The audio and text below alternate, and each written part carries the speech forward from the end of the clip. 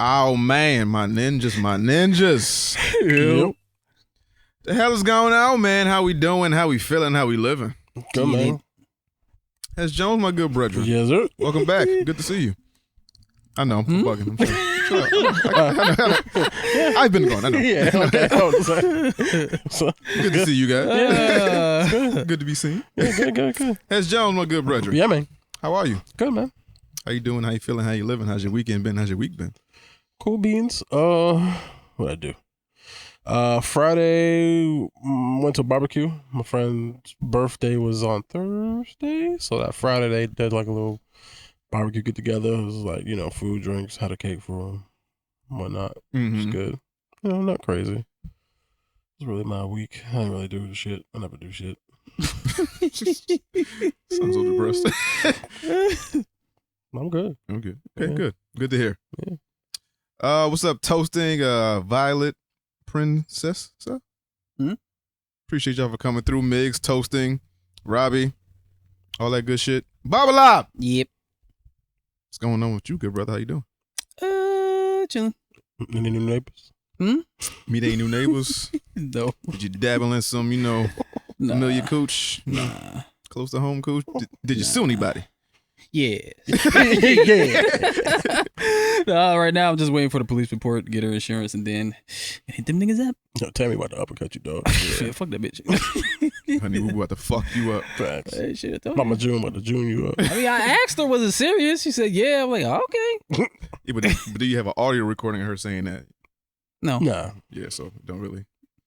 Get the police I report. don't give a shit. Yeah. I mean, yeah. There's probably cameras in the Bitch parking still lot. did. Yeah, it definitely is. Right. So, Yeah. Like, I was talking to my ex. They was like, is it really worth it? I said, no, not really. No, but I'm do it. I'm going to do it because he said it was serious. I was like, okay, all right. I'll show you what's serious. You want this energy? I'm gonna give it to you, nigga. Facts. That's what you want. You getting it. So I'll show you what serious is. Yeah. Did you do anything else this weekend besides flex your white privilege? White privilege. Your white black privilege. I think it's somewhere European in that fucking bed. Yes, the Norse god. The Norse god. Nah, I didn't really do anything. Nothing? Nah, I didn't do anything. Nope. Nothing. Anybody had a cool weekend? Yeah, sometimes you just gotta chill, man. Yeah. Sometimes you just gotta chill. Yeah, man. Not spend any money. I think it costs like a minimum $100 to walk out the door. Just to breathe. Oxygen now, nigga. Sure. Especially if we got a car, nigga. Oh yeah, gas prices. That's I another picked thing that pissed me off. Entire wrong time to buy a car. Absolutely. Yeah, you did. Facts. Yeah, it was fucking horrible. Yeah, you did. I went to go put gas in my car, whenever I fucking did it. And I wasn't really paying that much attention, so I put my card in, whatever, started doing this shit, put it in, put the pump up, and then fucked around and looked at the pump. But I fucked around and looked at the diesel prices and almost fucking died. I mean, I was putting regular, but I looked I just did it and then started pumping and then looked and I looked at the diesel price. I was like, oh fuck. I was like, oh wait, that's diesel. My bad. It ain't that bad yet. I mean, we might get there, but it ain't that bad yet. Yeah, what if that's the fuel your car need to transform? Fuck, nigga. What if it should just be finally? I'll put it in there if that's what it'll do. Shit. Shit. Because I figured once it start transforming, it might fucking run off of Energon. We can look for that shit. That shit gotta be cheaper than what we got on here. Yeah, say we gonna go look for energy. We gotta risk our life. Yeah, no, fuck that. I Gas prices? smell you, boy. Fuck that, nigga. Word. Look at this shit, cuz. Yeah. So you ain't do shit this weekend. Nope. Bobby ain't do shit this weekend. Nope. No, just my usual. Good. I guess everybody had a chill weekend. Yeah. Cool. Yeah. Cool. What? Where I been? Fuck you been, nigga. Where I been? So been gone for what? 2 episodes? Yeah. In a row. At least I had the decency to come and do one and then leave again. Nah, the last one wasn't my fault. Oh, no. Nah, well, it was, but nah. Nah, okay. So I left during Memorial Day weekend. Me and my girl went on vacation. We went to Nashville. Okay, We just go places that we ain't never been before, and Yeah. like Nashville just happened to be next on the list. Oh, So that's beautiful. we went there. Got to Nashville. Well, like a 2-3 hour flight, whatever. Oh, really? Yeah, Oh, shit. ain't that far. Flight got delayed like an hour and a half, so we was just on the runway chilling, getting drunk, and then we was on a plane with a bunch of white bitches Lit. that was celebrating their friend 50th birthday. Oh, they It was fucking lit. Yo, white privilege is a fire. like when you see Karens in person, it's fucking Yeah. amazing, dog. Cause like we was sitting on the runway and these bitches was already lit before they got on the plane. So they on the plane, we sitting there, and they were like, they're talking to like the stewardess, asking like, so we can't go around the storm? Like, how you got? Yes, you not a meteorologist or a pilot. Sit your drunk ass down. Everybody just talking, standing up, just being boisterous. I'm just like, yo, get me the fuck up. Like they was lit. I was trying to find them during the trip. I was like, I want to hang out with them. I want to go where they going. You know how much cocaine was on that plane? I hope not a lot. No, not yo, a lot. It was somebody I thought who was smuggling cocaine. Absolutely. It was this Spanish dude. When we was going through the That'd be one, huh? No, we was going through the Spanish. We was going through the checkout shit, and the Spanish dude had got in line. He had like a duffel bag full of fucking diaper wipes, right? I was like, "It's no diaper wipes in that shit. It's definitely cocaine in there." Thanks. Why do you have a duffel bag full of diaper wipes? But you know, it shit is cheaper or more accessible here than it is in other countries. So maybe he was bringing it somewhere else. I don't know, but I was like. Yo, I told everybody, I was like, yo, check the news. Yo. If somebody got busted with cocaine, I was on that flight and I saw him first. So, we get to Nashville. First place I go is motherfucking Waffle House. What the fuck am I talking about? That's a real nigga shit. Waffle House. Waffle House is the most ratchet but comfortable place to be in because I went there. It was during the day, but it was one nigga working. This nigga cooked the food, rang us up, sat people down, washed dishes, all that shit. Just one person. And the fucking food was immaculate. Amazing. Yeah. I was like, who is this nigga? They need to give him a raise. And he make $10 an hour. Probably. First night we didn't really do shit. Second night we went out in town and just, exploring Nashville downtown. And Nashville during Memorial Day weekend or just like any festival, whatever the fuck, is fucking lit. It's just a bunch of white people's cowboy boots and hats.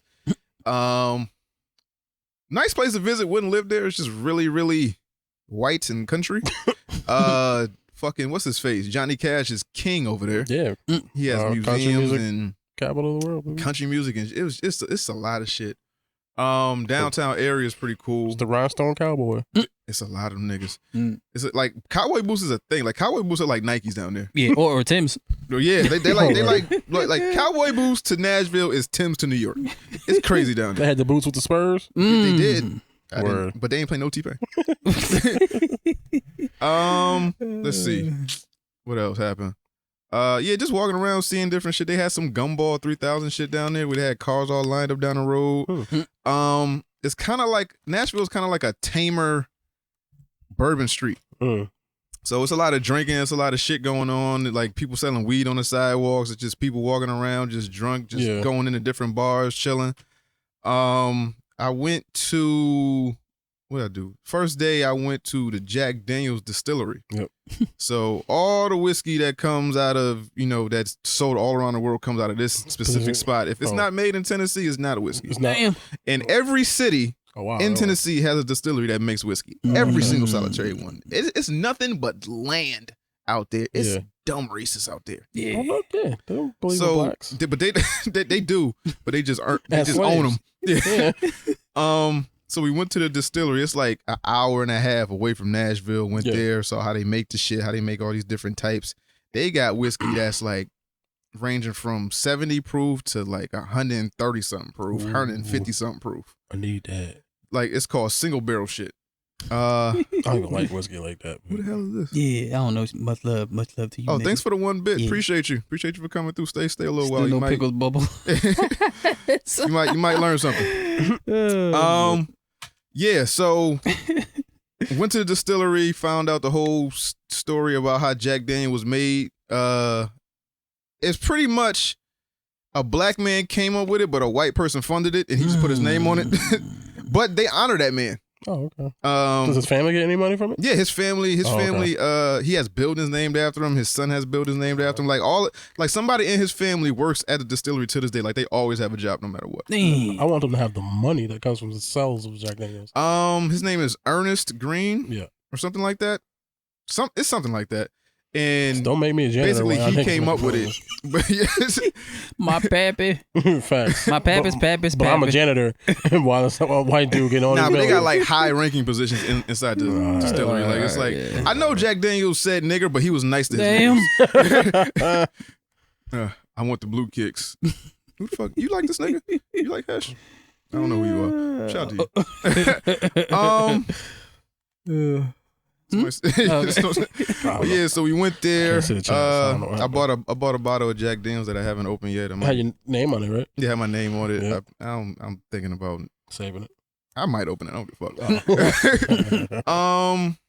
Yeah, and just walking around the downtown area. The next day, we went to the National African American Music Museum, where they chronicle from the time we got here to today when it comes to music. And our Negro spirituals? They had those? Everything. They had the bongos. Wait in the waters? The makeshift banjos. Everything. And then I found out why Connecticut doesn't have any culture. Whatever. Because white people stole it. Oh, yeah. Oh, we had culture here? And they took it? I mean, what? Ad-libs killing me. So basically, when we was brought here, we was brought here on like, a couple ports or whatever. So we was all in maybe like 5 states. And then when they actually gave us our freedom, we migrated up north and just all over the place. And then some people, in Connecticut, up north, they was big on like Christianity and church and like that. So that kind of just robbed of us like our, Negro spirituals and like, what we do and shit like that. That sounds about white. But down south, they since they just all poor and destitute, they was like, hey, we got to find some way to do this shit. So people from France, come over and then they combine all that shit and make they New Orleans music, New Orleans bounce music, and jazz and rock and roll. All that shit derives from us. Yeah, everything. Jazz, rock and roll, R&B, hip hop, any form of music is just techno. Everything derives. We do everything great, and then they just take it from us and repurpose it. Everything derives from us. Yeah. Twerking. No, I was playing. Last time I was at a museum, I got kicked out for loitering. What the fuck did you do? You were just walking around. Did you just not pay for a ticket? How the fuck? We look at that nigga. Loiter squad. It better be a joke because I saw a museum is loitering. Nah, that sounds like a joke. I want to see this fucking comment. He said, "Cheers to the breezes that blow through your treeses, that lifts your skirt above their kneeses." That shows us the spot that gets us hot, that teases, pleases, and causes diseases. May God, what a snatch down the motherfucking hatch. I don't know who this person is, but they lit. I'm gonna keep you around. Turn them up. Turn up. What the fuck else I do? Yeah, so I went to the museum, saw that shit, saw my history, saw my culture get robbed, and come right back. What else did I do?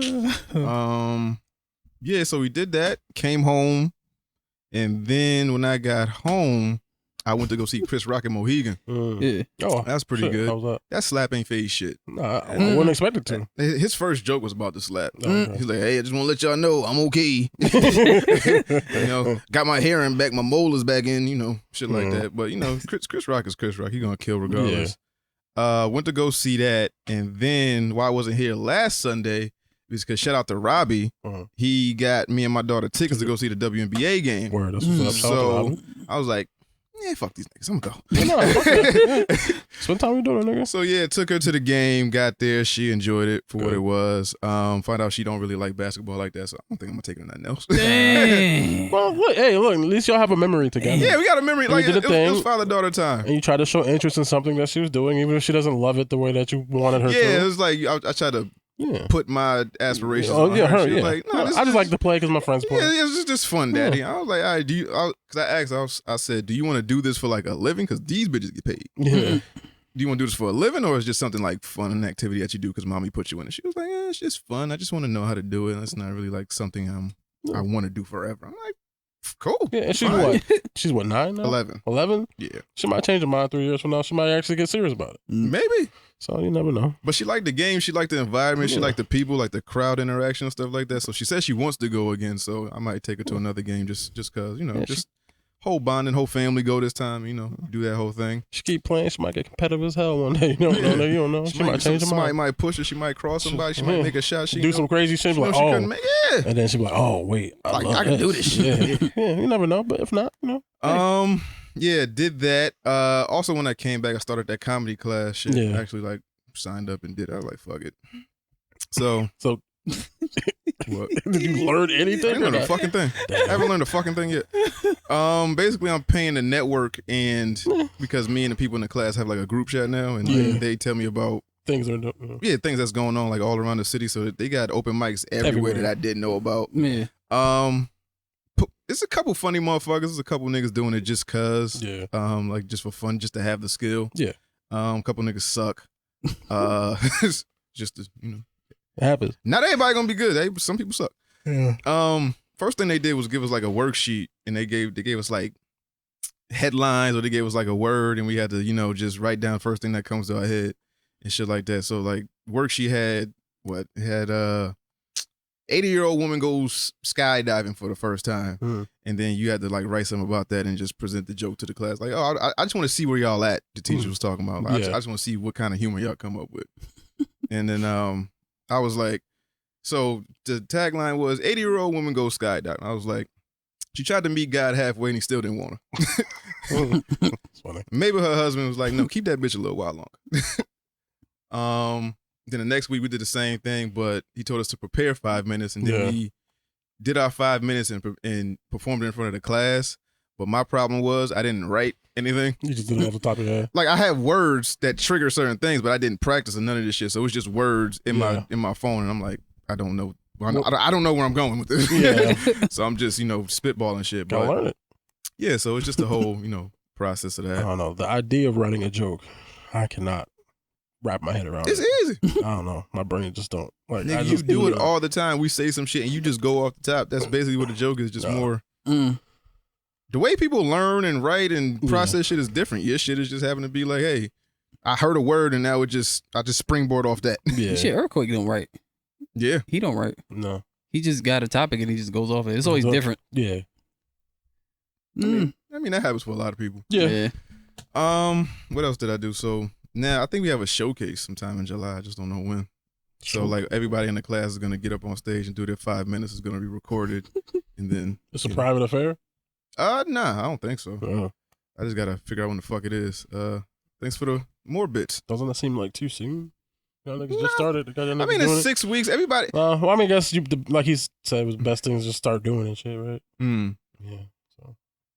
And shit. Fucking comments is funny as shit. It's like in there wilding. I mean, not wild. Nobody's Kinda just tame. having fun. Savage, appreciate the Prime sub. That still no pickles bubbles. Still no pickles Bubble bubbles. Bass. Bubble bass. I'm gonna call you Bubble Bass. Bubble bath. Bubble bath. Appreciate the bits. Yeah. Other than that, I ain't really do nothing. Felt like I forgot how to pod for a little bit. Yeah, kind of shake the dust off. Yeah, kind of work those muscles. When you put them to rest for a little bit, you kind of forget the shit. Like interviewing. Like I forgot how to fucking interview. I feel like, but it happens. I'm here. That's basically it. Did I go through everything? Yeah, just came home and worked and fuck my job. Yeah, trying to make this shit like our guest said. I'm trying to make us some money. Abscond. Trying to make myself some money. So yeah, man, SoundCloud, iTunes, Google Play, Stitcher, Spotify, YouTube, iHeartRadio, wherever the fuck you get your podcasts, we are there. 3ninjaspodcast@gmail.com for any comments, questions, or concerns. If you want your question answered in the Ask a Ninja segment, you can reach us there. That is 3ninjaspodcast@gmail.com. Also, don't forget to visit our website, 3ninjaspodcast.com. Still got merch up there. Might have a sale going on soon. I'm not going to tell you niggas when. It's not going to be on no holiday. Just going to spring that shit on you bitches. Consider supporting us on Patreon. That's patreon.com/3ninjaspodcast. Everything goes back into the show. If you're watching live on Twitch right now and you have Amazon Prime, you do have a free subscription just sitting there. You can use it on any creator that you wish. You connect your Amazon Prime to your Twitch and you get one free subscription a month that you have to renew at the end of that month. So, you can use that subscription on us or any other creator on Twitch. It's just money sitting around. Please use it at your discretion. If you're watching on YouTube, please make sure to subscribe, hit that bell notification, every time we drop a video. What else? Spotify and Apple, please rate and review the podcast. It's not obligated, but it's recommended 5 stars, if you do enjoy the show. Y'all talk about the Xbox showcase yet? No. Will we? I don't know. It's a lot to go over. Yeah. And it's late. Yeah, we didn't really actually watch it. So. Yeah, we didn't actually watch it. I want to give it like a full, in-depth review. Yeah, other than that, Reddit, Discord's a cool place to be. Everything else, just type in 3 Ninjas Podcast in your Googles, and I'm pretty sure we'll pop up. You'll find where the fuck we at. Hopefully the movie don't pop up, and we pop up first. But Hess Jones, my good brother, Yes, sir. what do we have for questions this week? So this question comes from Dare in a Discord chat, which you motherfuckers should join. And his question goes a wee bit something like this. What's good, my ninjas? It's Dare, a.k.a. Mr. I can't come up with any clever AKAs at the moment. My question is relationship based. I went out of town for my nigga's bachelor party. I was gone Friday morning until Sunday night. Damn. On Friday, we had a party bus and titty bar hopped. And then on Saturday, we were at a club, then a house party and casino. Mm-hmm. While at the club, I wasn't paying attention to my phone and missed several calls from my girl. And when I saw it, I called her back. And she says, because I went a few hours without answering my cell, I must be cheating. But I really wasn't. Now she wants me to go get an STD test to prove it. But I know when it comes back negative, it'll be something else she wants me to do to prove I wasn't cheating. It's been almost a month now with no intimacy or sex, and I'm just trying to get back to clapping cheeks on a regular basis. What should I do? And go. Me? Yeah, I figured you would be riled up with this one. Oh, nah, first things first, don't go get that fucking STD test. I'm not doing that. You know how embarrassing that is? Basically, what she wants you to do is apologize for her insecurities, and you're not in charge of that. Facts. Okay? So, that's the first thing. Second thing, you're allowed to go out with your fucking friends. She's not your PO, my nigga. Like, you're allowed to go out with your friends and have a good time and ignore your phone. Girls just don't want you to have fun without them. Facts. And that's their fucking pet peeve because they don't never have shit to do. They don't never have shit of their own going on, so they all up under you. When a woman is all about you and you go away and they're left with nothing, they just want you back.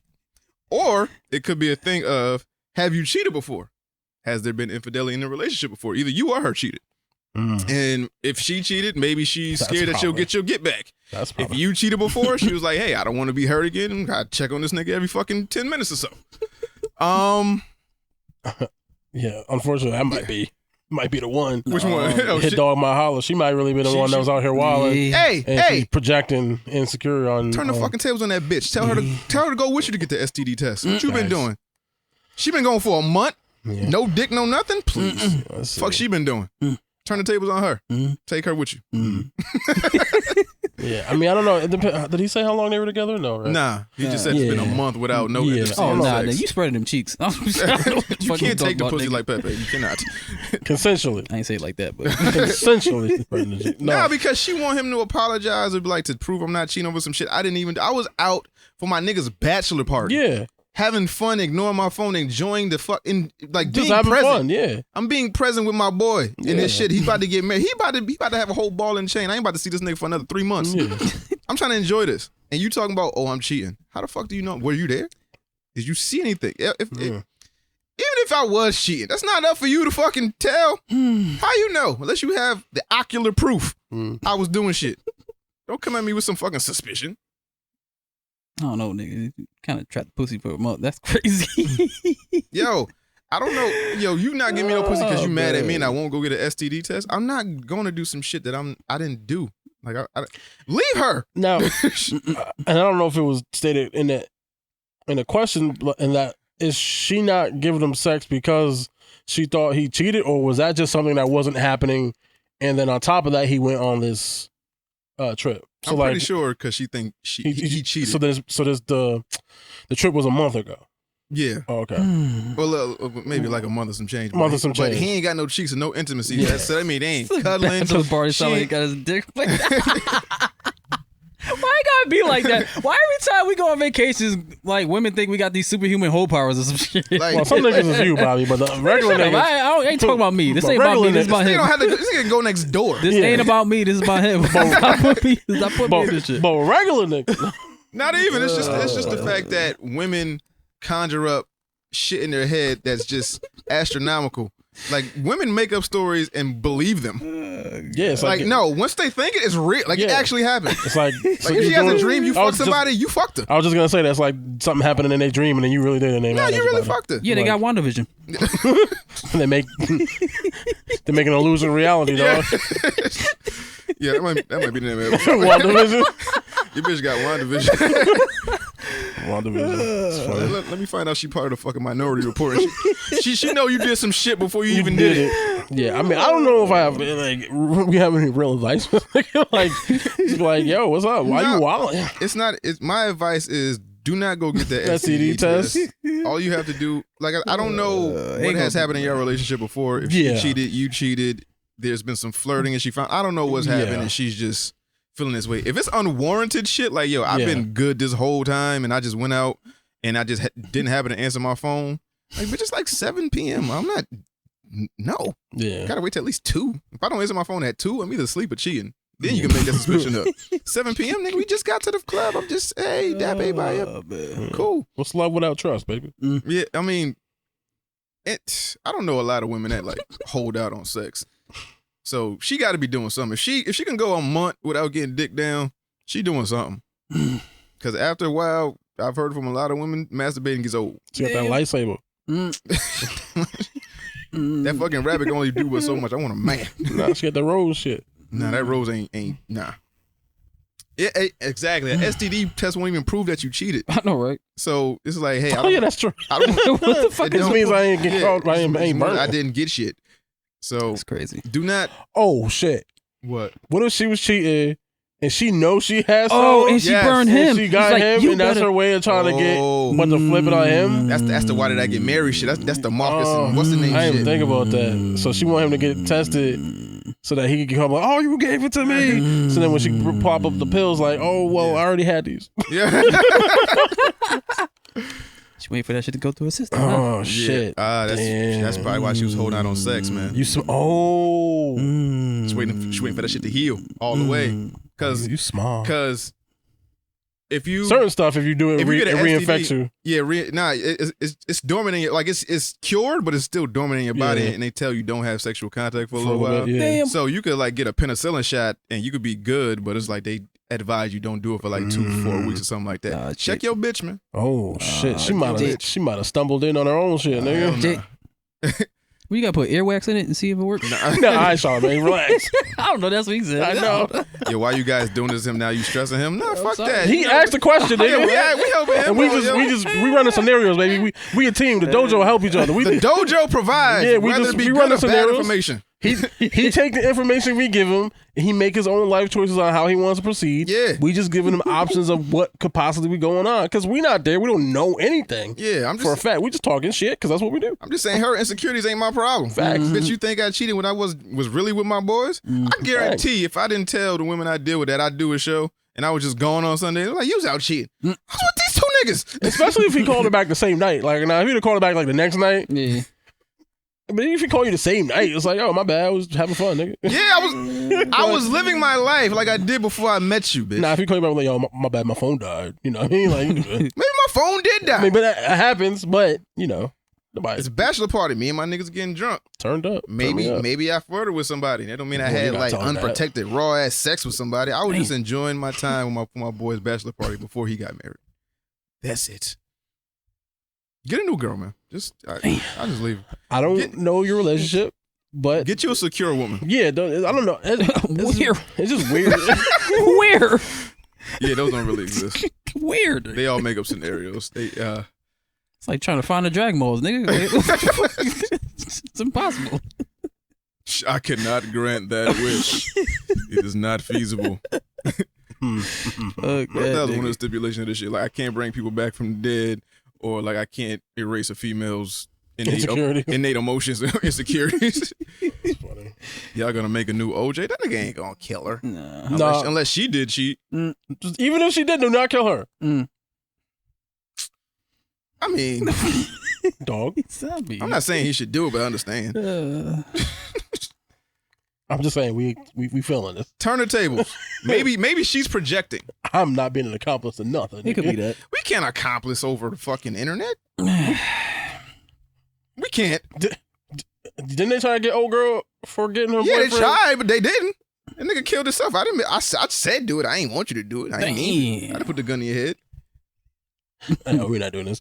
Dog, if I tell you to go kill yourself, and you actually kill yourself, I didn't I didn't put the gun in your head. I didn't mind manipulate you. I just said, yeah. Well, she might have. You heard I kill yourself and you thought I'm worthless. I shouldn't be here and banged yourself. Yeah, we're not doing this.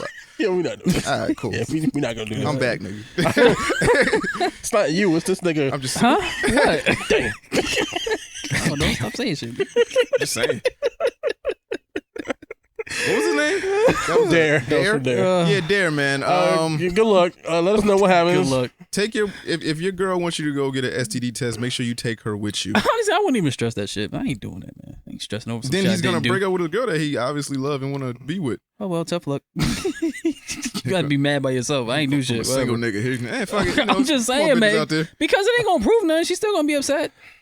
Here's It's gonna be something else. Yeah, and today's the STD test. Next week, who knows what it's gonna be that she's right. beefing about. So it's like you start slippery slope. But Yeah, also, start going down that rabbit hole. It's gonna be something else. but also, why you with me if you don't trust me, nigga? Yeah, give it a cold shoulder. See what That's a happens. whole nother podcast. Yeah. Whew. I'm not your last boyfriend. I ain't gonna cheat on you. I mean, I might, but I'm gonna not get caught this time. Yeah, tell her to heal that hurt in that hurt vagina if that's the case too. Damn. Cause don't be bringing your baggage or your STDs to this new relationship. I love you. I was out with my friends having a good old time. And you won't fucking ruin my weekend because of your insecurities or what happened to you. Maybe I did it. Maybe I didn't. But don't fucking put that on me because I ain't answer my phone. Yeah.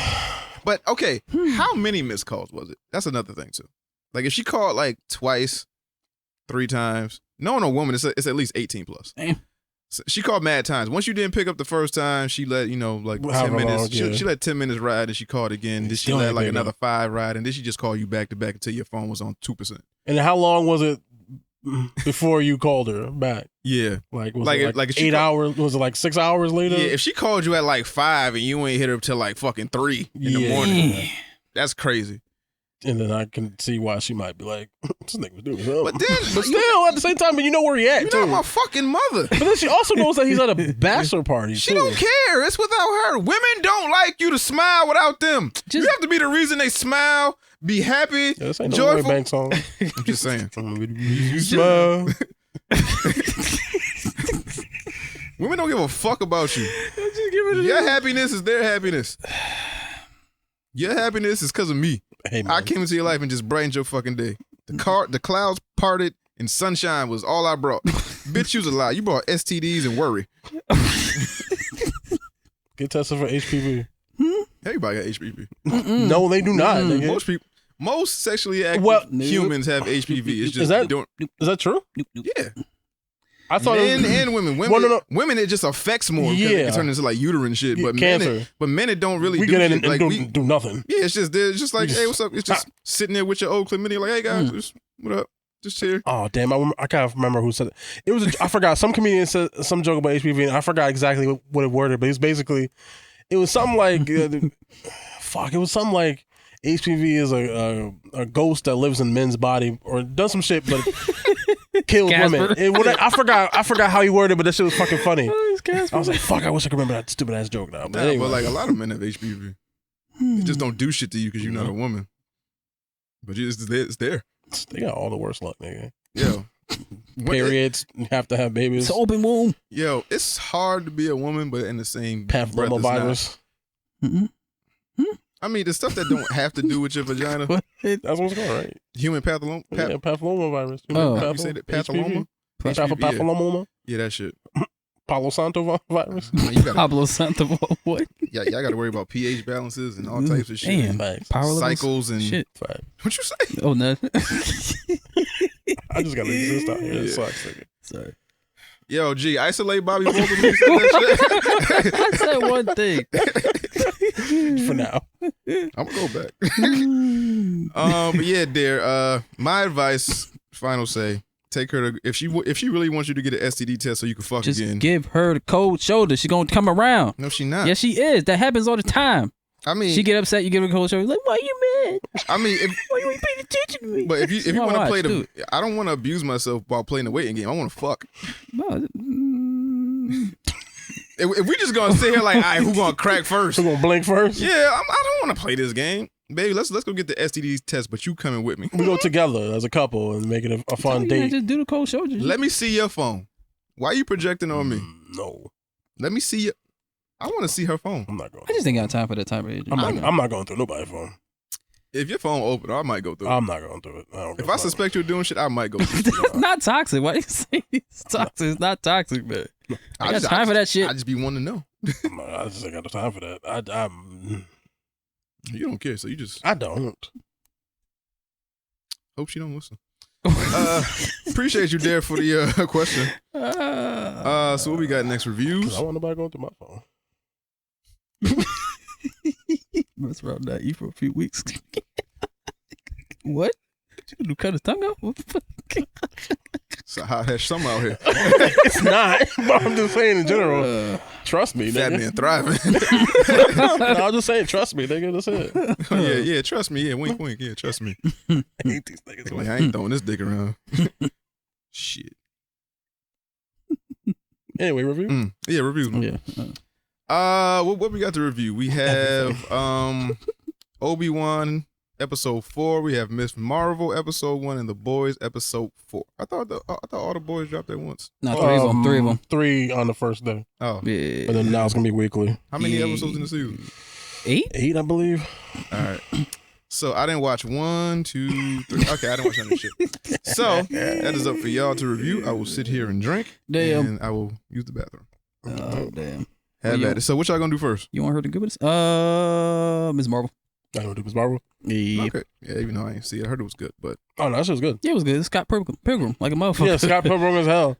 I like it because like so basically like she's doing shit and it's got like the animations on the screen and shit like so like her and her friend was texting back and forth. Yeah. But in the background, the things that they're texting was popping up on the like On in the real world neons. and shit. So I like on that. the streets. Yeah, I mean the episode was real kind of simple because obviously ain't nothing crazy happened.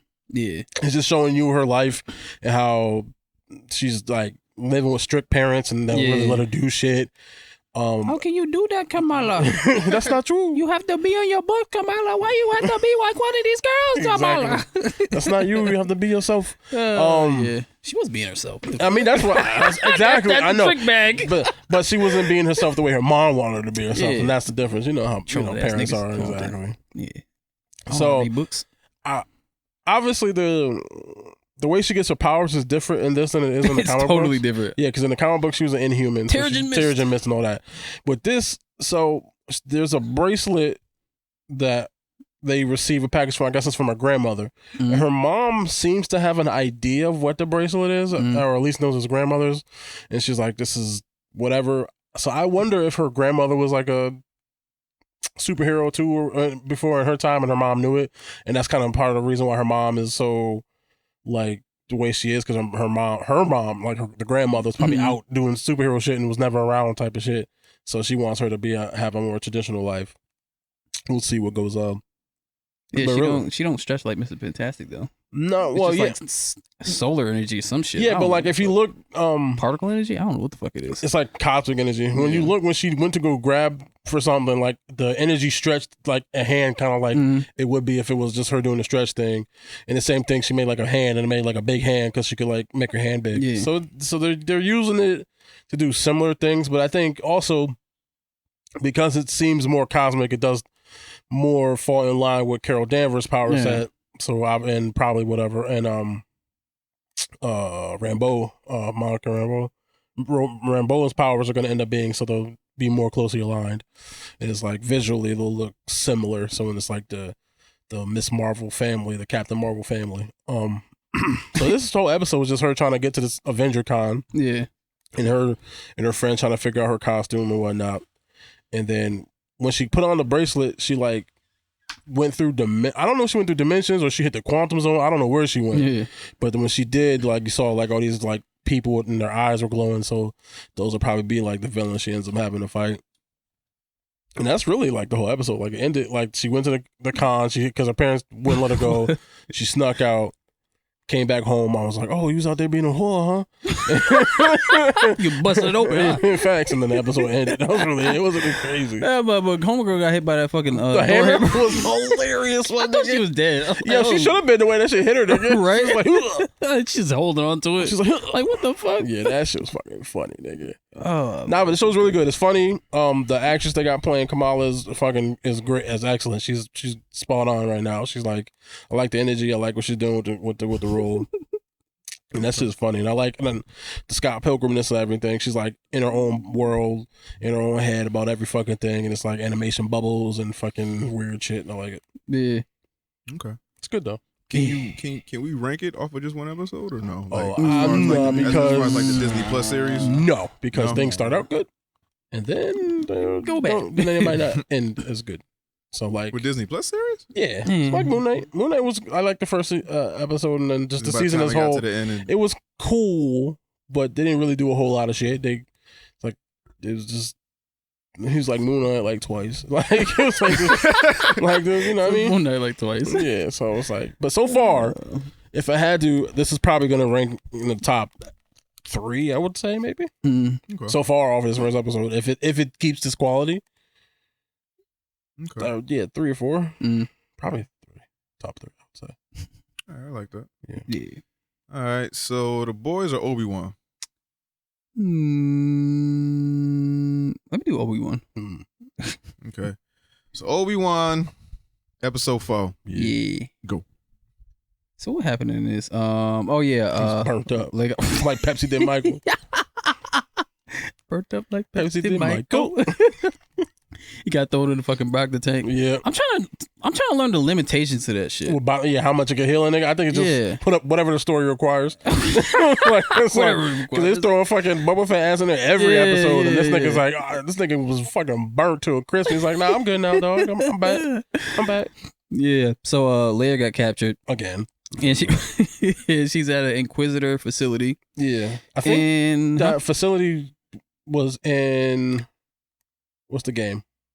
What redheaded nigga? Oh, Jedi Fallen Order. Yeah, Fallen Order. Survivor. Yeah, you think is that? No. I think it was in Fallen Order. It's like some underwater. Oh yeah. You're right. It's similar. I think it's the same in that, and that was in that game. So that's cool. Obviously, everything's more canonized now. Yeah. So that was cool. Yeah.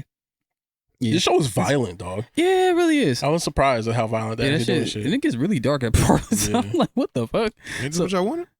Yeah, no, I'm not complaining. I'm just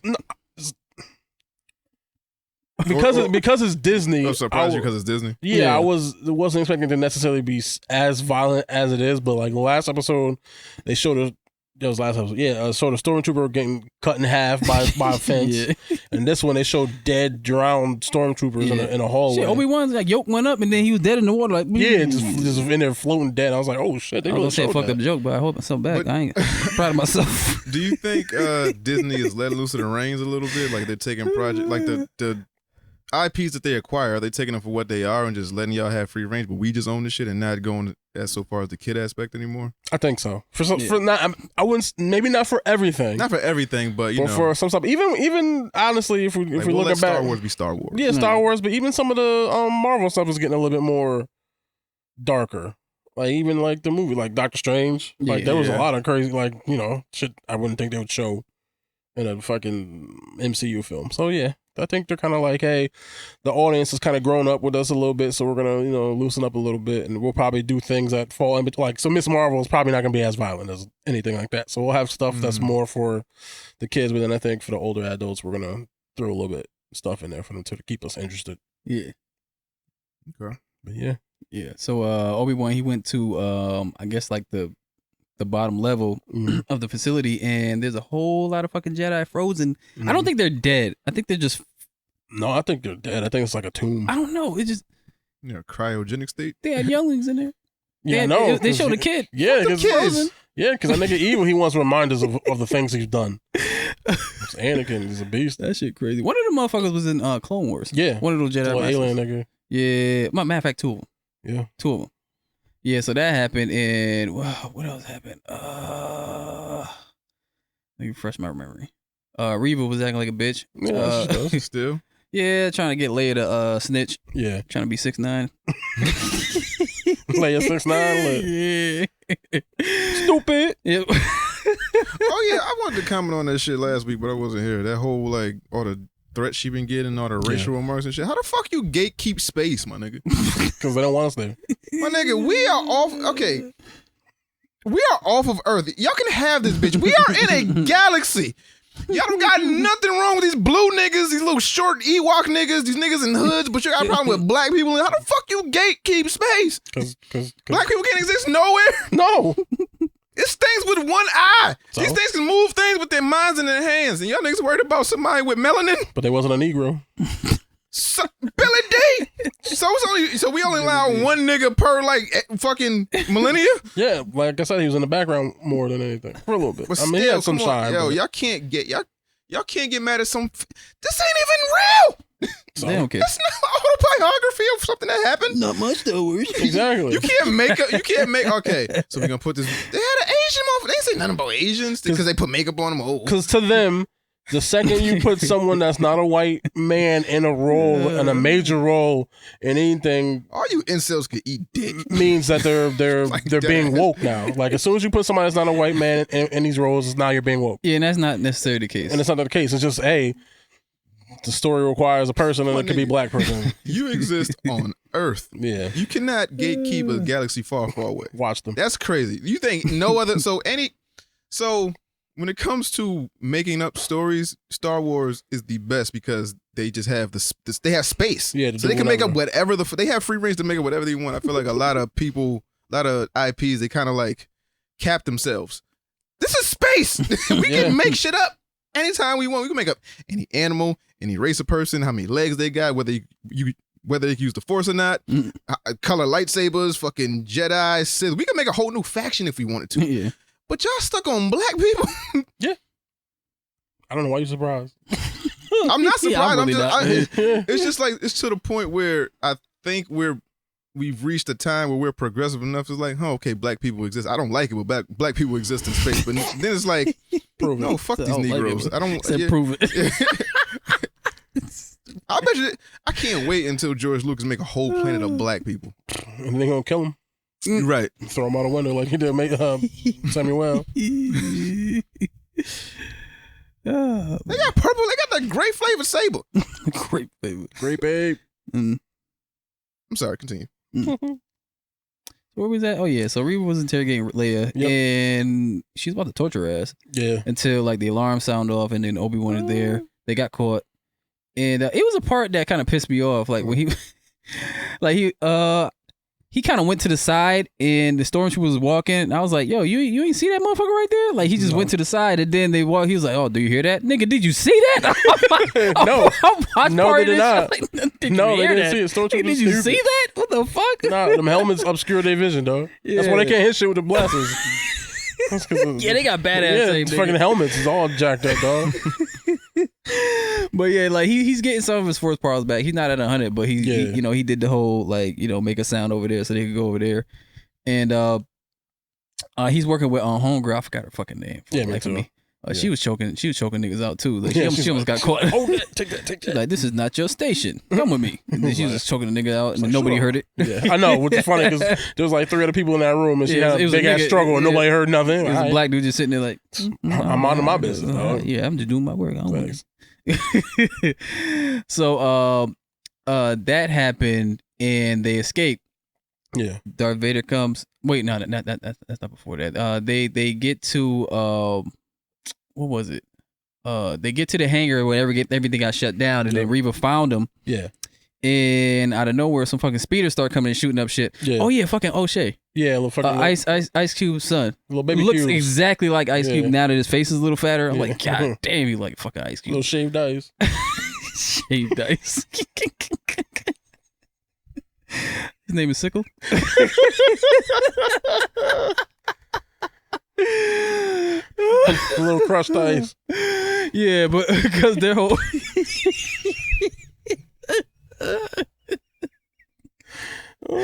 crushed ice. But yeah, their whole thing was I think this is the start of the Rebel Alliance because like a lot of people are saying that they're not fighters, but they're starting to help. I have to start seeing like, yo, we have to do something. We have to actually fight back physically. Like, Yeah. enough sneaking around. We gotta like do direct attacks and shit. Yeah, but you got a little bit of Reva story. Apparently, something's happened at the Jedi Academy. Like something's happened, and she's kind of pissed at Obi-Wan for leaving. Yeah. And she got picked up and got indoctrinated into being a fucking Inquisitor. Yeah. And so they got away, and then Darth Vader's just pissed off. Like fifth brother, he's trying to take over, but Reva's just in charge. Like she's always a step ahead. She put a fucking a tracker in her robot, in Leia's robot, and they flew off with it. Yes. Who were the other brothers? The second and fourth. They were in. They were in. Have they not showed up yet? They were in Jedi Fallen Order. I forgot how many you killed though. Yeah, they're just characters. I don't know if they even showed all of them. I don't even know if they have. I don't know if they all actually even really exist. It's just like a convention. Okay. Like it's the Inquisitors and this is the fifth brother, sixth, whatever number. But I don't even know if it's not like there's. I mean, I think there's a set number, but I don't know if there's actually real characters attached to every number. Yeah, they are. Yeah, all of them. They are. I've seen because Reva's new. Yeah, Reva's new. And she's like fifth sister or something but like that. I think I know there's like second sister. And third sister was in Jedi Fallen Order.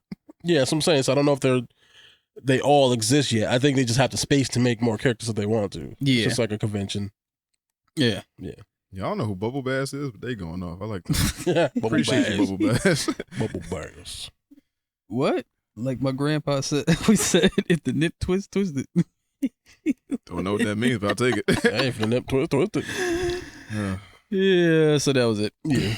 That was it? Mm-hmm. Yeah. Like that was so dumb. Okay. So the boys next? Yeah. All right, so the boys episode 4? See. Mm-hmm. Okay. So, go.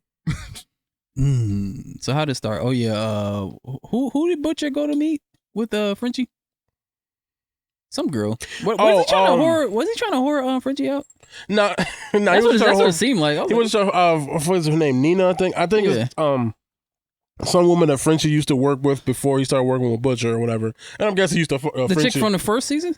Nah, I don't even know if she showed up in the first season. She might have. I don't remember. It's possible. He was talking to some chick in the first season. Well, no, that was her. No, that was not her. The girl. I have to rewatch it to confirm. I'm pretty sure the girl that he helped escape is the girl that he was with in the first season. Oh, okay. And that's the girl that the chick is looking for right now. Yeah. And basically, they need to get to Russia because they're looking for Soldier Boy's the weapon that killed Soldier Boy. And the chick that Frenchie. Wait, real name? Yeah, it's his name. It's a fake Captain America, so they call him Soldier Boy. And it's not Soldier Boy? No, it's a white dude. He took my whole fucking flower. He did it first. And she's Russian, so he's like basically, and she has connects in the Russian government. So, but she wants to kill basically Frenchie's old girlfriend. Frenchie's like, he don't want to do that, and then Butcher was like, well, we're gonna do something for her. So then he thinks that they're going to. They're gonna go after his old girlfriend, but really they had I forgot the girl, the Asian girl, assassinate some like political oligarch or whatever, and she killed a nigga with dildos. Yeah, stuck a dildo right through his fucking head. Yep, like jamming dildos in niggas' face holes and blowing through the nigga's face. Yeah, sounds like Saints Row. Yeah, she double basically. Yeah, she for real. Yeah. And that nigga was weird. He had like dildos of all the 7. Yeah, I was Dawn of the 7. He had the dildo of everyone. I was nervous about where that was gonna go. He had the Black Noir. Yeah. That's what she killed him with. Yeah. She killed Black Noir with the dick? No, she killed the white Russian dude with the black dick. Yeah. She was like, Lavanga. And I was like, oh shit. It's for black dick duty. Yeah, but her thing is slinging this thing. Yeah, but Butcher's going off the rails like at this point. Like he's losing control of the team. Yeah. That's why he had a conversation with Eminem. He was like, that's why I have you there.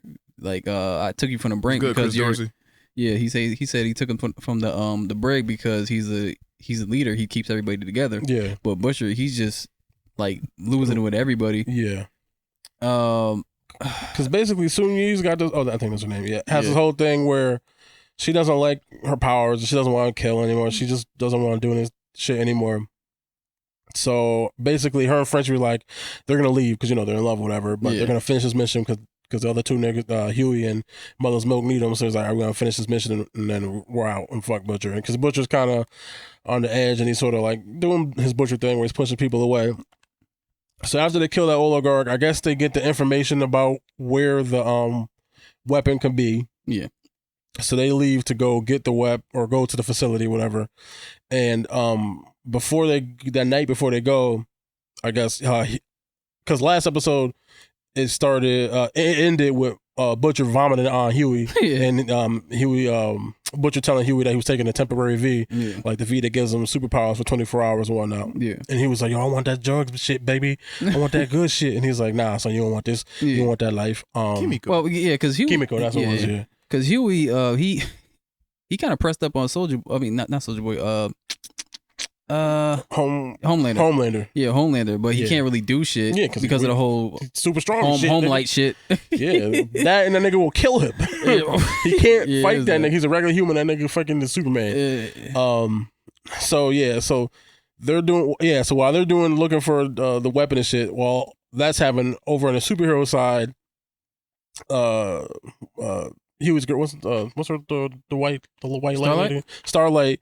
It was talking to Maeve because I guess Maeve has been training, getting ready for if they actually find a weapon that depowers a nigga, or and she's like, if they do find this weapon, they're gonna need time to use it, and they might need to get a clear shot on them. So she's basically training to sacrifice herself to fight Homelander to try to give them time to use the weapon on him. So they're doing that, and they're kind of like working together. And then Starlight goes to her old boyfriend and kind of tells him like what their plan is, and like, hey, bitch violated. Yeah, pretty much. She's like, hey, if you we might need help to like fight Homelander, would you be willing to help us? And he was like, yeah, I got you.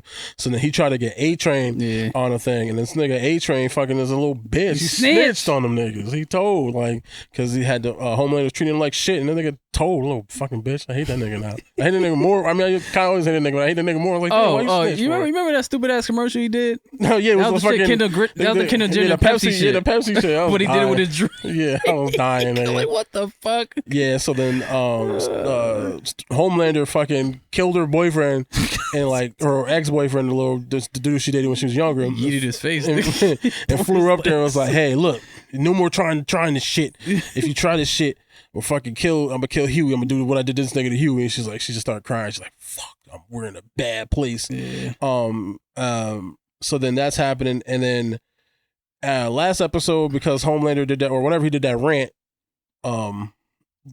Giancarlo was like talking to the chick that make niggas head blow up, I forgot her name.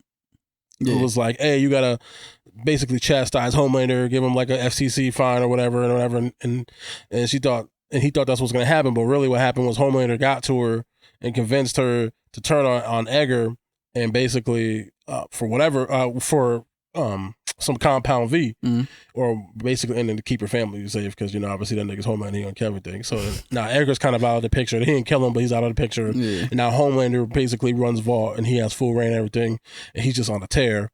And the episode ends. She gives her daughter the compound V, and she starts transforming, but it looks like she's mutating. Like it looks like some shit's happening to her actual body physically. So we'll see if it like scars or turns her into like a freak creature or something, probably. How do you take heroin? Yeah, basically you take the Haran, and then all drugs gonna fuck your body up. Pretty much. And then the episode, when they're at the Russian facility, they everybody finds out the Butcher was on the temporary V, because the dudes, more Russians show up with guns and start shooting niggas. He just started killing niggas and like laser beaming niggas face off. And then when some niggas gonna shoot Mother's Milk, and Huey was like, no, wait, and then like teleported out of his clothes and like saved that nigga like butt ass nigga. So obviously he stole that shit and he took it. And then there was like and then there was this tube that had like a person in it, and they opened it up, and obviously it was Soldier Boy. And he steps out of the fucking thing, and he's like got the beer and disoriented. He's just walking, and like he starts charging up. And he does like an energy beam out of his body, and it fucking blasts Sung Yi through a wall, or Kimiko through a wall, and he just walks off and leaves, and the episode sort of ends like super hamster.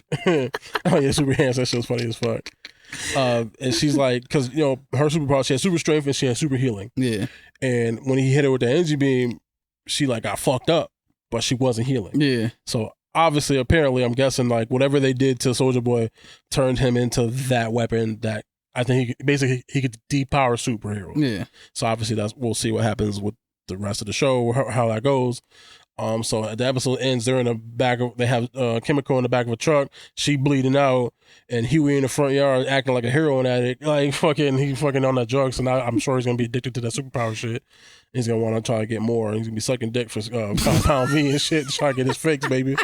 If you seen him, if you see him in that car, he was in the car like smiling like he's on drugs. So I think he might be an addict for that shit because that's how he look. Baby. That's how he look.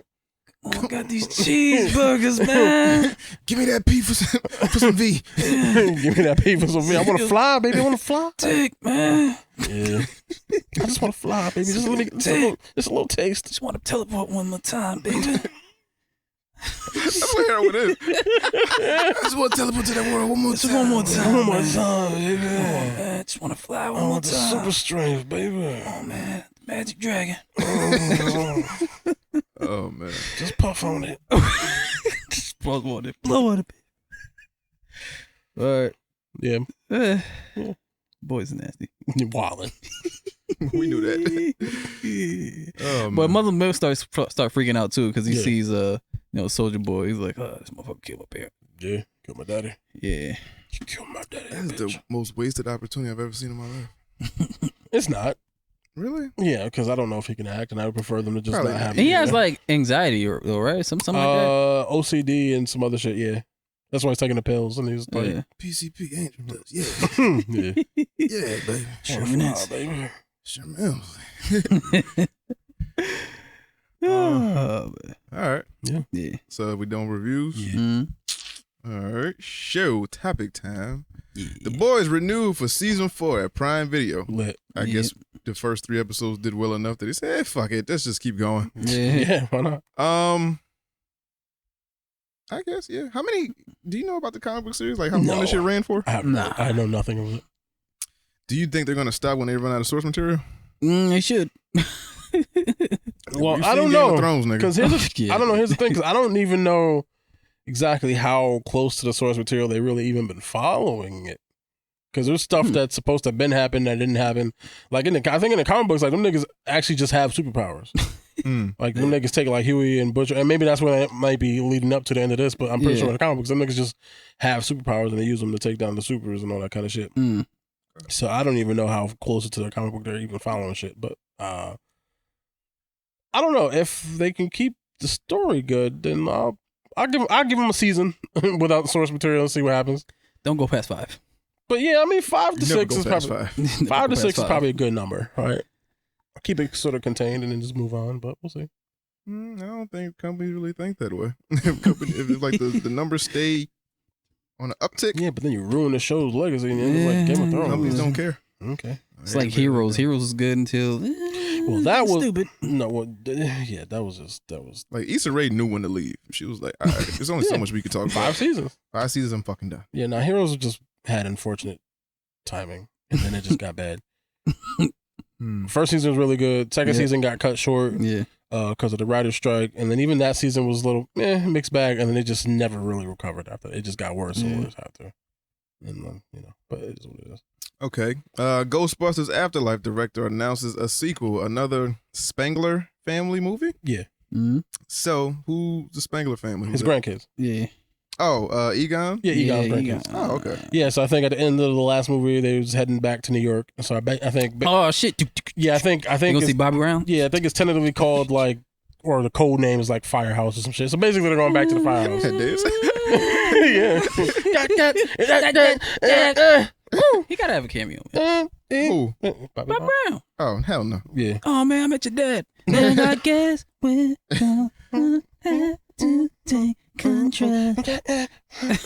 Yeah, but yeah, I think it's tentatively called Firehouse, and obviously they're gonna go back to the Firehouse, and we'll see what this actual story pertains. But obviously they're calling it Spangler family because obviously his granddaughter and the grandson will probably be taking over, and they might get some 2 other people and do extreme Ghostbusters. They're gonna get a nigga in a wheelchair. And it's gonna be lit.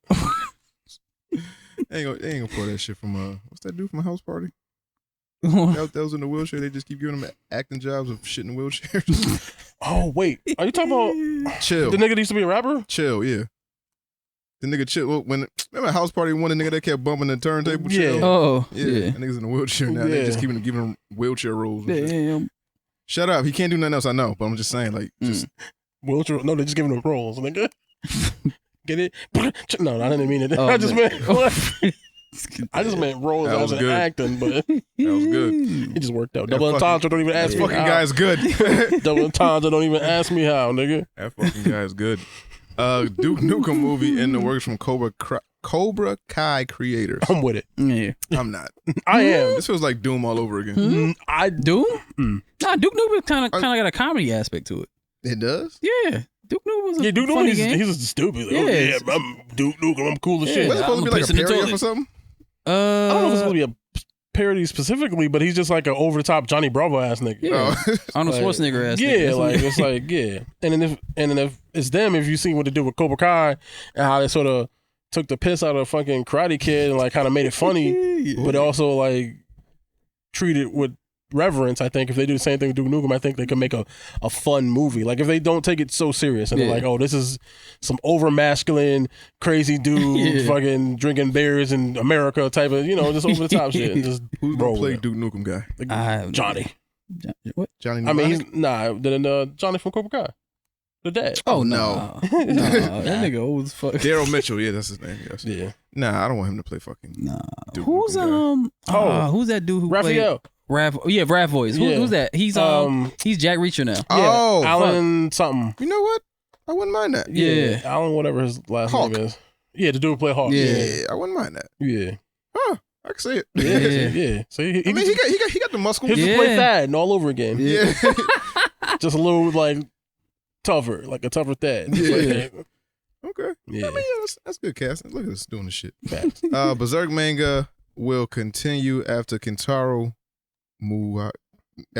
death. More, he dies. So what book is that coming in? Berserk. Yeah. It's his own thing. Oh, it will continue after this character has died. No, the character died already. No, the author died. The mangaka, the dude who draw or writes. Oh, he died last year, I believe, or earlier this year, or last year, I believe. It might have been last year. Anyway, he died, but one of his friends, who was also a manga artist, and I believe he's like, if you ever seen like those like super detailed, like creepy drawings, I think it's the guy who does those. I mean, I'm sure you've seen the pictures on the internet somewhere. Anyway, John C. John C. Oh shit! I think. Wait a minute. Nah, I don't want to see John. Oh, John Cena as Duke Nukem. Yeah. Maybe he does some Peacemaker shit. Maybe. Yeah, it's kind of like Peacemaker. Yeah. He got that stupid ass haircut. Yeah. Yeah. But yeah, so basically, I guess he left an outline of certain story stuff to do before he died. So the guy said basically, they're gonna finish out whatever this arc is, and he's only gonna do the stuff that he told him about, and then I think that's it. So it might end up not being like 100% completely like because I think it's only gonna be certain beats, but he's not gonna like, oh, I'm gonna do it in my version of his story. Okay. He's just gonna do whatever the dude had, whatever information he had given him before he died, and just do that, and then which is nice. It's like better than nothing, and we'll get hopefully some closure to stuff. Because I was about to say I got a big problem with this. Yeah, but I mean, they were friends. They grew up. They were childhood friends. So if you left me an outline and you know I was about to pass, and I was like, I want you to do this, and I'm like, all right, cool, do that. I don't want nigga like that's the whole thing with posthumous albums where it was like I didn't put this music out. I didn't want this music out. Yeah, it was just roughs. Posthumous album. I listened to that Triple X album. I was real upset. Why would you listen to that? Because I like Triple X. But it's music that's more than 3 years old. That's not finished, that he didn't complete, that he didn't sign off on. I'm aware of that now. I don't listen to no Michael Jackson, no Prince, I wanted to give it a shot. Juice WRLD, no Pop Smoke, nothing. Maybe he had some stuff that was in the tuck that was actually complete. They'd have been put that out. And they just threw it. I'm sure possible. Anyway. For a cash grab, they'd have been put that out for a cash grab. And that nigga had a son before he passed, they'd have been put that out. Yeah, well, I'm going to want to support him and his family, you know what I mean? Fuck that. If he ain't here, I don't want it. One Piece manga set for a month-long hiatus to prepare for final arc. How do you feel? Finally. I'm happy. That it's ending? Yeah. I thought we're getting new One Piece. All of it. I mean, it's been going on for 20 years, and I want to see what the end of this is. I want to reach to the Dragon Ball niggas. I want to reach the end of the journey. Well, I mean, it's not like he can't do One Piece 2. Like after Dragon Ball Super, like it's like, but I want to at least get to the end of it. I want to see the complete story. I want to see where he was going. The break is obviously because he has some stuff doing because there's a new movie coming, and they're filming the live action show. So I think there's like taking a break to handle some of that stuff, and also to just sort of, I think, get things organized because now we're hitting the final push, right? And it's gonna. I mean, the final push is still years away, but we're in the final countdown now. Like this, so we know that. So everything that's happening now is going towards the end goal. Like we are in the end game now. Yeah, I think that's when I'll watch it when it's over. I mean, I guess we can start now. Because if I watch it when it's over, I don't feel like I'm playing catch up. Like this shit is done, it's complete, ain't no more coming out. Cool, I can sit down, watch it from 1 to 1,000 something. Oh, it's gonna be like 9,486. Jesus, it's not. It's not. Randy Orton over John Cena. I don't know enough about Randy Orton. I know who he is. I just haven't like seen him or heard him talk really. Godfrey says SNL rejected him because quote unquote they didn't want to see that Eddie Murphy shit again. Yeah. Kind of a fair point. Yeah. Godfrey is really good at impersonation, just acting in general. Like he's just really good at a lot of shit. And being that Eddie Murphy came in there and just stole the whole show, and everybody didn't want to see shit but Eddie. Well, I don't know. It was that, and then like he got really popular, and then like dipped because how many seasons? I think he did a season of what? A season of Saturday Night Live? No, he didn't do any. No, he didn't do Godfrey? No. Eddie Murphy. Oh yeah. Eddie was out of here. Yeah, he did like one, I believe. Right? I wouldn't do it either. Yeah, so I think that's because this.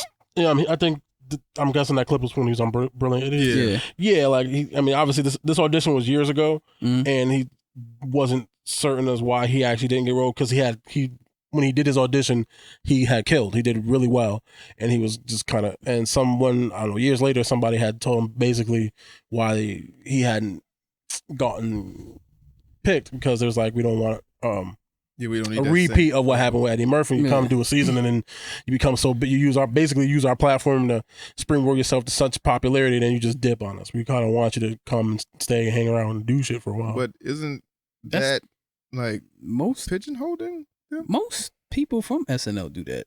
No, they do more than one season. They also do more than one season. Yeah. Adam Sandler, Chris Rock, all them niggas, they used to do that shit. And then they just like, all right, y'all niggas getting a little got too much dip on your chip. Y'all niggas got chip. Yeah. Oh, like who's the last big star from SNL? Pete? Yeah. Yeah. And Pete ain't even like the biggest of stars. He just fucking somebody famous. No, he fucking everybody famous. She was not the only famous person. I know. It was like 2 or 3 before her. Ariana Grande? Yeah. Yeah, he was digging down mad shit. Yeah. But I don't want to be a comedian and be famous for my dick. It'd be nice, but I don't want to be famous for my dick. It's like Nancy Reagan I was a fucking first lady. I don't want to be known for my mouth. Well, I forgot she was Throat my goat. Yeah, Throat my goat. Throat my goat.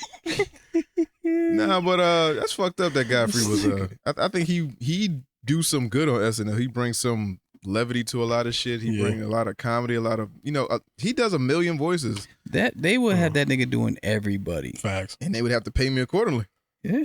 So but I think I don't know. Sometimes things happen for a reason. I think his career turned out fine, and and obviously true. And if you're looking at it too, SNL isn't quite making people the big stars like the way they used to. Yeah, I think the last one that we really kind of got is like Kate McKinnon, and that's probably like the last one really. And even I would say she's the biggest star. That's no knock on her. Every week and expect it to be funny. Like you can just you can't just write shit at a clip and like you got that's writing for 2 days, learning the script, acting it out, coordinating it, suits, sets, and then putting it out. That's not enough. Throat my goat might be the name of the episode. Wait for one of us in the Throat my goat. That might not be enough time just to get something funny and down pat and go through like rough draft, first, second, third, and just like get it down. Yeah. And it's just like y'all could do shit every 2 weeks. Y'all don't have to do the same like model that y'all know y'all control the show. Y'all can change it up when you want. Like every month, every 2 weeks, something like that. No, they don't control the show. Now I'm talking about like the niggas that are in charge of like the show. Yeah, you mean NBC? They can Nah, we want weekly like we do. But nobody talks about the show. Like people do. They talk about it and like it's water cooler talk, but it's like the shit on the show a lot of the times. Like the last time I watched Saturday Night Live was Eddie Murphy, and that was a year and a half ago when he announced he was coming back. But it's always no. But people are always talking. It's either here's the thing. Love it or hate it, people are always talking about it. Either they're talking about how bad it is, or they're talking about like, hey, this was a good one. Yeah, one skit out of like. But they're still talking about it. That's crazy. Like if somebody just talking about throat my goat and the rest of the episode was whack, I'd be like, damn. So that was 2 seconds out of a fucking 2-hour pod. 2 seconds are fine, nigga. That's why she's throat my goat. That's all she took.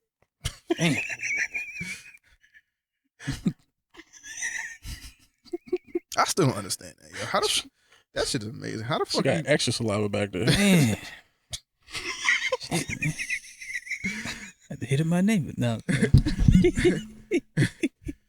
I was tempted. What is the other? No, don't get you was. Her, man. Don't do it, Bobby. Fuck her. No, don't do it. Go fuck her. No, don't do it. Please. No, I'm playing a chess game. Do it for me. I'm waiting for the party. I'm waiting for a party. I'm waiting for a party. See what I see there first. Invite me, but I ain't fucking nothing. Just invite me though. You just want to be in the environment. I just want to see. I just want to observe. I just want to see. Nah, I just want to go party. I ain't been to a party in so long, like a backyard party. I want to go. Yeah. You just want to be like, what was that lady that lived with the gorillas? That live with the gorillas. I know y'all know who I'm talking Planet about. of the Apes. You mean whatever that white lady that was like, she like lived with gorillas and she like wrote a book and Jane? Jane something. Was it Jane? I think it was like Jane I was talking something. about Tarzan Jane. Nah, it was some white lady. I forgot. She live with gorillas? Or chimpanzees. Real life gorillas? What? Yeah. I forgot the lady name. You talking about that lady in Stanford that got her face ripped off? Nah, son, chill. Oh, damn, I forgot about that. Nah, so like she was like a scientist, researcher. Oh, no. I live amongst no fucking gorillas. She did. She lived amongst the gorillas. Ain't nobody hit.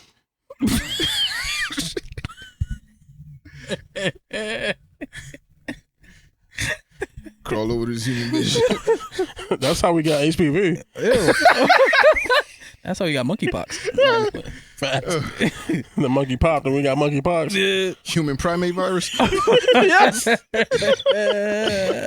what papilloma stands for. Primate. Primate. That's another word for primate. Let's see. Gaming news. Nickelodeon All-Star Brawl now has voice acting in items. Copy ass niggas. Good, but I'm still not gonna play it. I'm not gonna play it either. I might. Yeah, it's free, right? It's free on PlayStation. Oh yeah, so I might play it. So I might play it. But it's too late though. Yeah, it is. Yeah, like how different did y'all try to be? That y'all, Not that much. Like the internet once again. It was like, yeah, we need XYZ. Why don't we have April O'Neil, Shredder voice actors? Why don't we have Cat Dog, Rocco, all this shit? Why don't we have voice actors? Yeah. Like the idea is cool, but it's just like you gotta execute the shit right. Too little, too. And then fucking Smash Brothers got a chokehold on niggas, so it's also like not even Smash. Fucking what's that shit called? Multiverses came out and fucked shit up, and that was just the beta. Yeah.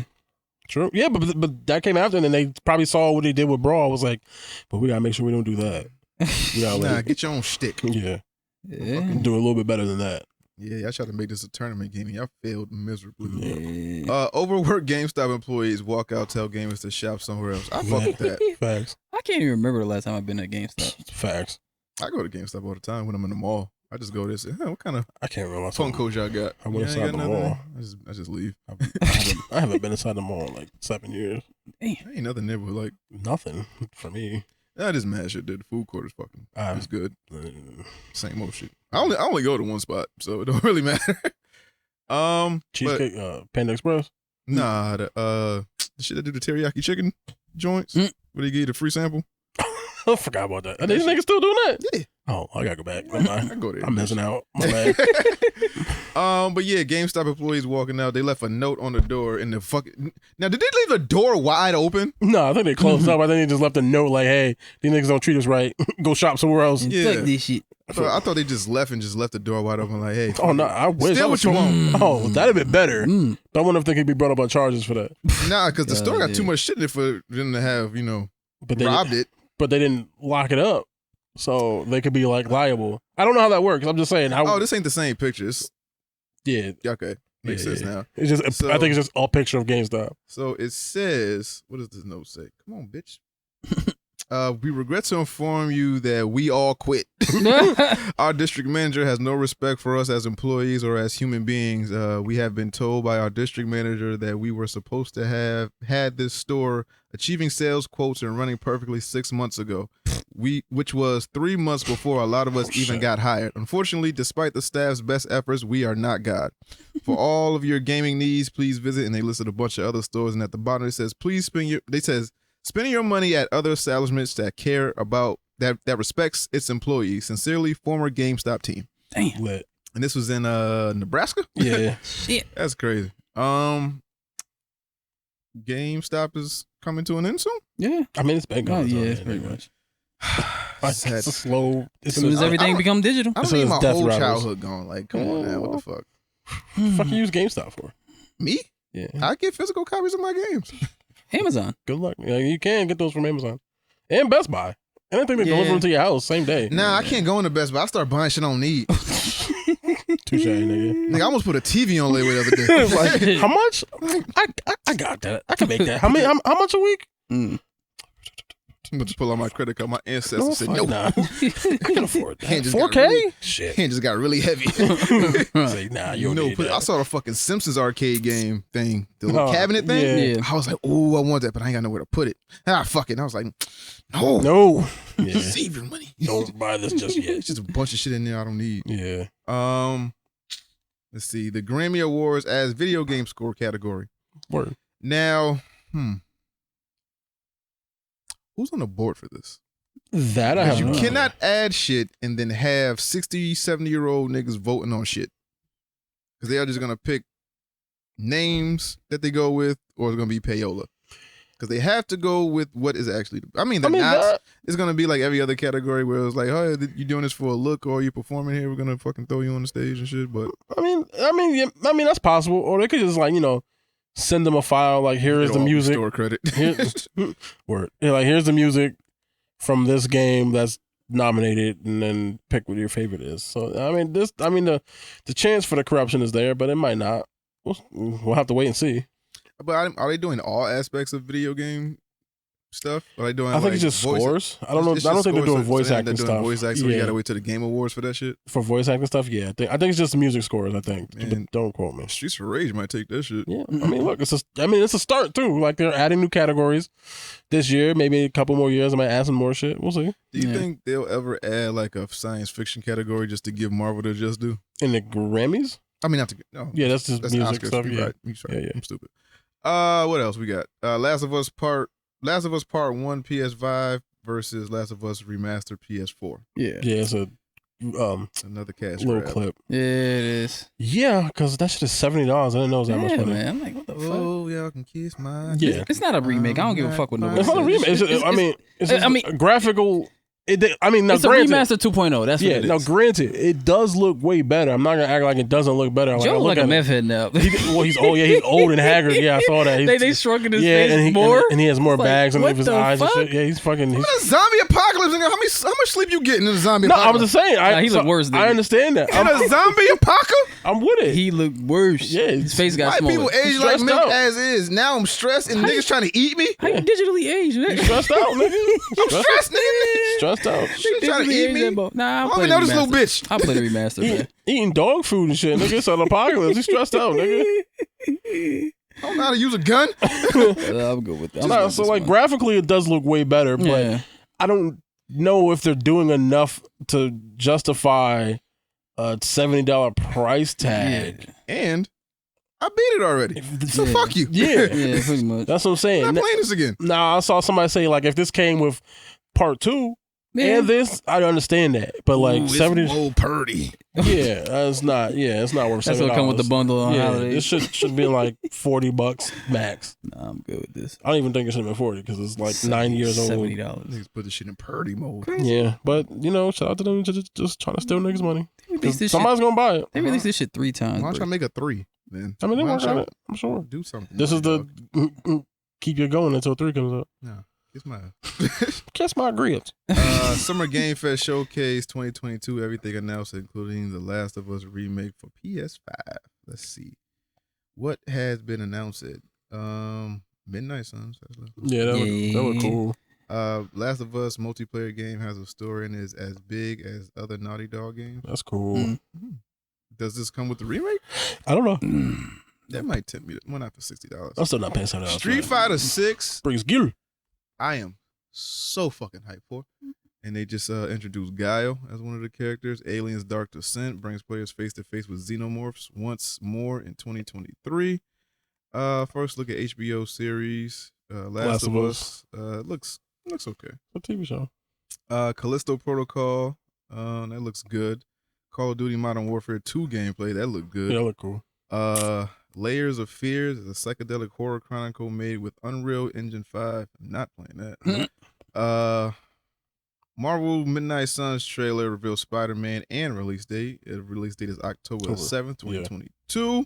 Yeah. Got them nice gameplay with Nightwing. Yeah. Turtle Shredder's Revenge gets release date and Casey Jones in new 6-player mode. Oh, How shit. in the Wait, God-given fuck? 6 niggas on one screen? On one goddamn screen. They said local and fucking online. All right, so no. I don't know if it's one or the other. I don't know if you do like 2 on the couch, 4 online. I don't know if you do all that so no shit. Streets Rage bullshit? Nah, not 2 niggas on one 2 thing. niggas. That shit still piss me off, man. You know that set up like, yo, I Only know, 2 people at a time, baby. Are you fucking serious? But I'm excited for this. Thursday, you know where I'm gonna be. Don't talk to me. Say it. Saints Row Boss Factory lets you create custom character before the game arrives. Fire. Is it free? It is free. Okay, then I'm good. I'm not. Why? Because you have a bunch of culturally clueless white people at these fucking character creation things, and they got half of the hairstyles right. More than half of the hairstyles right. They showed it? Yeah. Oh, yeah. But you can actually play it. Like, it's a game that's out. Yeah, yeah. And I played it on stream. Oh, okay. When it comes to the locks, though, these motherfuckers put white people locks in there. Like, you know, like the straight hair with the ones with with the honey and shit. fucking dirt. Yeah, that. See, they did the Killmonger shit right. They got cornrows right. They got all this other shit. They got afros right. They didn't make it a perfect spherical. That's word spherical thing. They made it like it has little dents and naps in it and shit. Yeah. When it came to like real long locks, they just gave the fuck up. They just put like, all right, we gonna put this dirt and maple syrup. We gonna put this fucking bowl cut with these nappy locks, and we gonna create hippie white people locks. I'm like, yo, dog, y'all got to do way better than this. Like, this is a travesty. This shit looked horrible. It made me not want to play the game. Like, yo, I wanted to somewhat make myself. Y'all niggas just ruined it. Damn. But now I made Gangstalicious. I got 2 afro puffs inside my head. Cuphead's The Delicious Last Course gameplay shows off Chalice in action. So this has become a 3-player thing. I think it's DLC that costs, I want to say $10, $15, $12, some shit like that. But yeah, it's I think it's 2 new worlds plus it's 3-player. I don't even know if it's 3-player action. Let me not lie. Yeah. It might be it might be just 2-player and you could just choose 3 people. Another character added, The stylish card-based shooter Neon White gets a June 16th release date. This is a game for the PC and Switch. Humankind coming to consoles. Flashback 2 is a long-awaited sequel to the 1992 sci-fi platform Past. Didn't even play the first one. Witch Fire makes a return after being announced at 2017's The Game Awards. Wow. God damn. I remember people being excited for this game, but now it's actually coming out. That's, I guess, cool. Yeah. But it doesn't have a release date. It just says it makes a return eventually after being announced. So it's like, One hey, day. we're working on it again. One day. Again. Fort Solace stars The Last of Us, Troy Baker, and Red Dead Redemption's Roger Clark. Routine is a horror game with terrifying cast of robots. Ex-Blizzard devs announced Stormgate, a new post-apocalyptic thingy thing. Goat Simulator 3 was announced. Have you ever played any of these Goat Simulators? No. Okay. Only through I'm a goat. Warhammer 40K Dark Tide extended gameplay trailer, High Water reveal. One Piece Odyssey trailer reveals more of Monkey D. Luffy and crew's new adventure. Genshin Impact developer Hoyoverse. I'm not, because I thought it was like a Japanese name, and now this is Hoyoverse. Showcases Star Rail and Zenless Zone Zero. That's a lot of shit. Nightingale gets a longer gameplay. Let's see. Metal Hellsinger is a music-based rhythm shooter with music from heavy metal legends. Warframe, indie shit, and that's it. What? Anything that you're excited for? No. I mean, One Piece Odyssey. Anything you're looking forward to, anything when it drops, you're gonna play it. One Piece Odyssey. One Piece Odyssey. Let me see. Probably Aliens. Nah, Maybe you want That to was play fake, Aliens? right? that's not because I'm scared, goddamn. I'm just not gonna play it. What's your genre of games to play?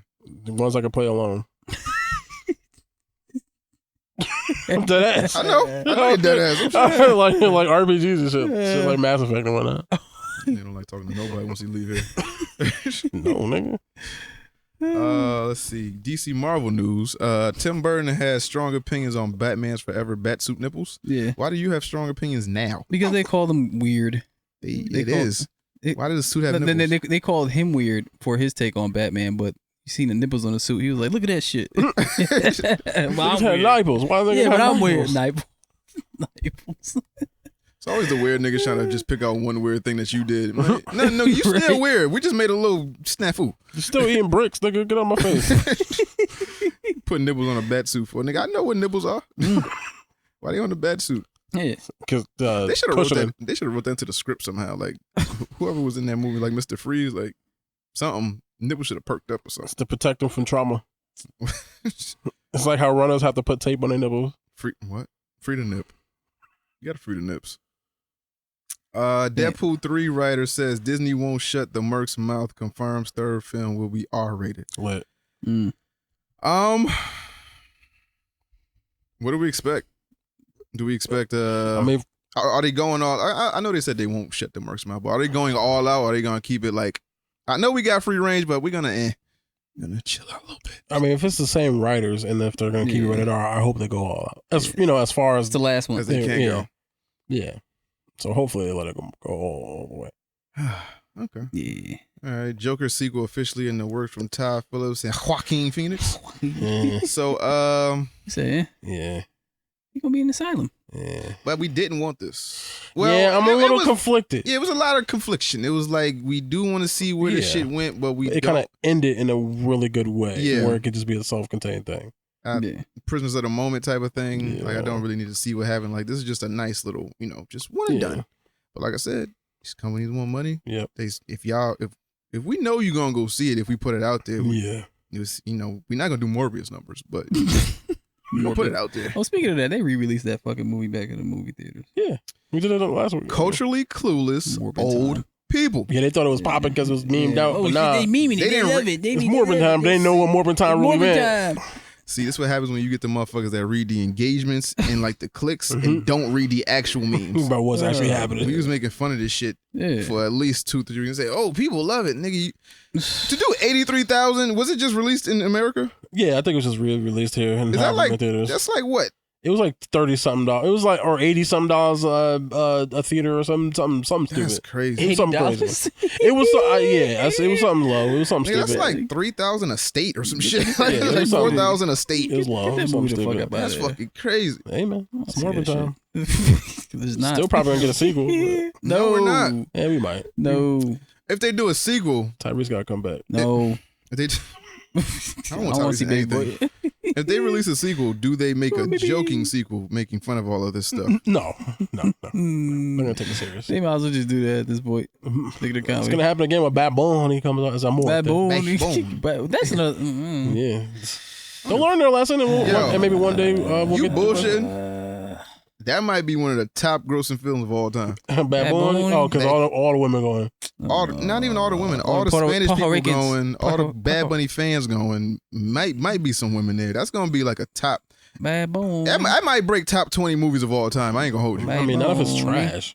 It don't matter. I think it does matter. Like it's gonna get people to watch it and then be like, you know what? Just trash. I don't think it matters. Like if it's like hot trash, if it's hot trash, where it was like this belongs in a bargain bin trash, that I can't excuse. But if it's like I just don't know what's going on, but it's back bony. Yeah, I'll follow this shit and watch the game. You might be right. Fucking Nacho Libre head ass. I mean, Spanish people don't got they Black Panther. They need one. Yeah, but the difference is at least Black Panther was good. Yeah, they don't got they Chupacabra. Nope.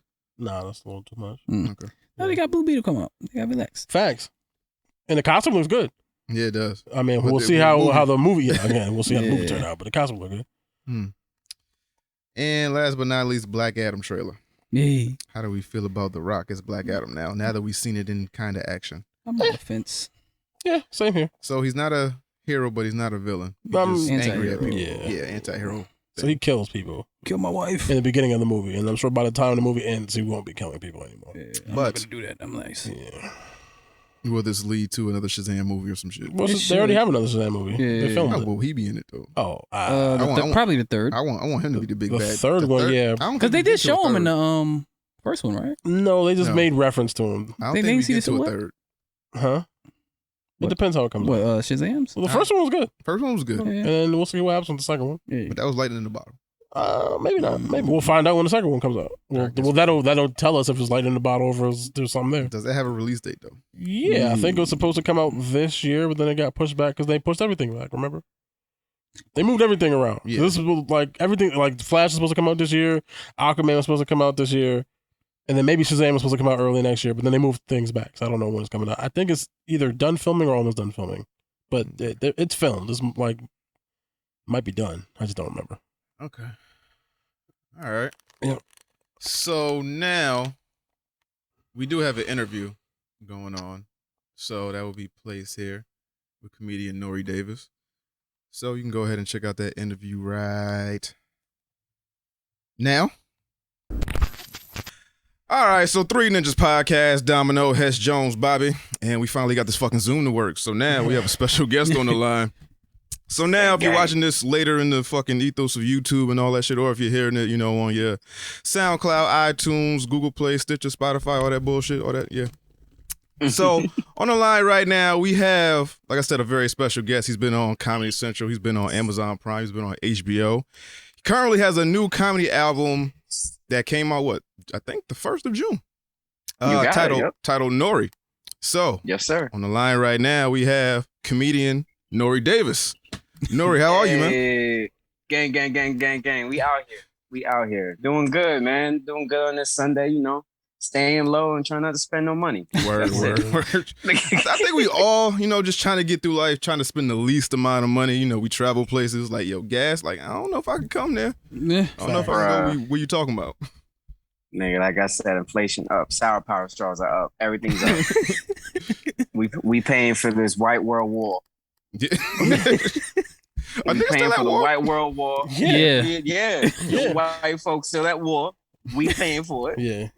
And we don't even know what the score is. That's a fact. They winning, they losing. What's happening? Yeah, what's up that shit, Johnny Depp? Yeah, pretty much. Gas prices. Fucking school shootings. Oh, yeah, all that. Oh, yeah. True. Is that Ukraine still going at it? Forgot about that shit overseas real quick. Yeah, Ukraine, they going at it and don't even know, what's popping, what's the score, all that shit. So, just laying low and just trying to get my mental state right to be funny in these weird ass times, Word. being black. You know how this shit is, man. They just expect us just to be funny and entertaining, like none of this shit is like affecting anybody. Shit is weird. But very happy to be on this podcast, man, with y'all. Thank you. Now, how do you deal with that though? Because I'm pretty sure that people, know you're a comedian. They're like, "Hey, nigga, tell me a joke. I'm be funny right now." You're like, nigga, real world shit going on. Nigga, they could kiss my ass. I wish they would tell me that. Tell me a joke, funny to die. I think they stopped saying that shit. I just take time to myself. Like even Sunday right now, like I'm just in Brooklyn chilling with my lady, just like doing nothing. Like we about to just. I'm doing a podcast now. And then after that, just gonna watch some P Valley and smoke and coast. So when I have those downtimes, man, it really helps me to like, all right, let me rev up and make some fun shit or, talk some shit, work on some material. And last night I was working on new material too. So, and it's weird because the audience are like rich. So only rich people can afford the comedy clubs now. Niggas ain't pulling up to no $20 cover and 2-3 minimum, and they don't know the niggas in there. They ain't no niggas That's all white folk, bro. So I'm just like, all right, let me just figure out. Let me bomb in front of these niggas because they can afford it. Yo, white people got money to be curious, and that's hilarious. Yo, I mean, I think I recently just figured out that's their culture, man. Just being curious and just like just going over there, like, what y'all doing? What is that? What is that? Give me that. I want that. That's true. What is that? I want it now. And yeah, what is that? I want it now. And then next week it's like, it's ours. Yeah. Like, we came up with it. Wait, wasn't my nigga Jeff Brown here? Nah, he gone. What you talking about? He was never here. That's critical race theory. You tripping. That never happened. What the hell wrong with y'all? Oh, man. Got us looking crazy. So now, so first thing I want to know is how's your mom doing, man? Because I saw the post. Man. I just wanted to make sure everything was on the up and up. Thank you, man. That is a tough one, man. Thank you for your love and concern. Oh, she's in we have her in a hospice, so now it's just like loving her while she's here. So that's the serious part. The funny part about it is like, nigga, I don't know how she does it. I would have been gone, nigga. I would have stage 4. A word? All right, well, I'm out. I'm out, baby. I'm out. We ain't gonna do this. Let's wrap this up. I would not want to be like, she's strong, man. Love her, man, But I'm like, damn, nigga. I hope I have a loved one, or even myself. Throw in the towel, my nigga. Throw the towel. Throw in the towel. Throw in the towel. Like I feel it's weird because like my comedy voice is how I mourn through this, and then there's the other one that's judging me for saying that. But it's just funny. It's just like, my nigga, yo, just throw in the towel, my nigga. I'm good. Like, bye. Give me an extra dose of morphine. I'm out of here. Cause now she's just sitting up here, just stage 4, and like she's being fed and everything through a tube, and she's very alert. She's aware, we talking, loving her while she's here. But she's slowly deteriorating, and it's just so hard to see your mother, like, your mom's just, stage 4 cancer. That's that's the final form of Majin Buu, man. That's the final cell. That's the final cell form, bro. Like, you can't be that, man. So, poor thing, So, thank you for asking. Yeah, it's just, it feels like it's torture. To tell you the truth, it's torture, man. It's like Hellraiser. Hellraiser? How they be like, yes, your pain is my pleasure. It feels like that. It's like, Ma, oh God, Ma, please. Just, nigga, if I was you, I'd be gone. But, making her comfortable, loving her while she's here, and that's, best you could do. Yeah. That's it. That's it. It's all we can do, And that was what I wanted to get her to, like, but she wasn't even telling us how she was really going through it. Like, she just kept saying, I can't eat. And we didn't know it was the cancer shutting her down from eating. She never really told us that information. So she was withholding that. So she's like she's a prideful woman. You know what I mean? So luckily we got to her in time, got her to the hospital, put some more quarters on the video game, put some more sand in that hourglass. And, sand is running and she's running. And I'm glad we got it to that point where people can come and visit and love her. So thank you for asking, man. Yeah, man, no problem, man. I know it's a thank you, man. touchy subject for a lot of people. It's a lot of, just unfortunate passes out here, just to have that on your plate along with like, still police brutality, school shootings, is fucking just wilding white people. It's just a lot of shit. So to deal with that personally, just had to ask it's about it. So much, bro. And it's not even like if she passed, like she's still here. Yeah. It's like my nigga, if it was me, I'd be gone. I'm like, no one to. I would be like, how check, please. I'm fucking out of here. Yo, yeah, I'm gonna get out of here. No, prop me up, clean my mouth, and it's like, oh God, nigga, I told you, man. I told my lady 69, man. That's the age. I'm out.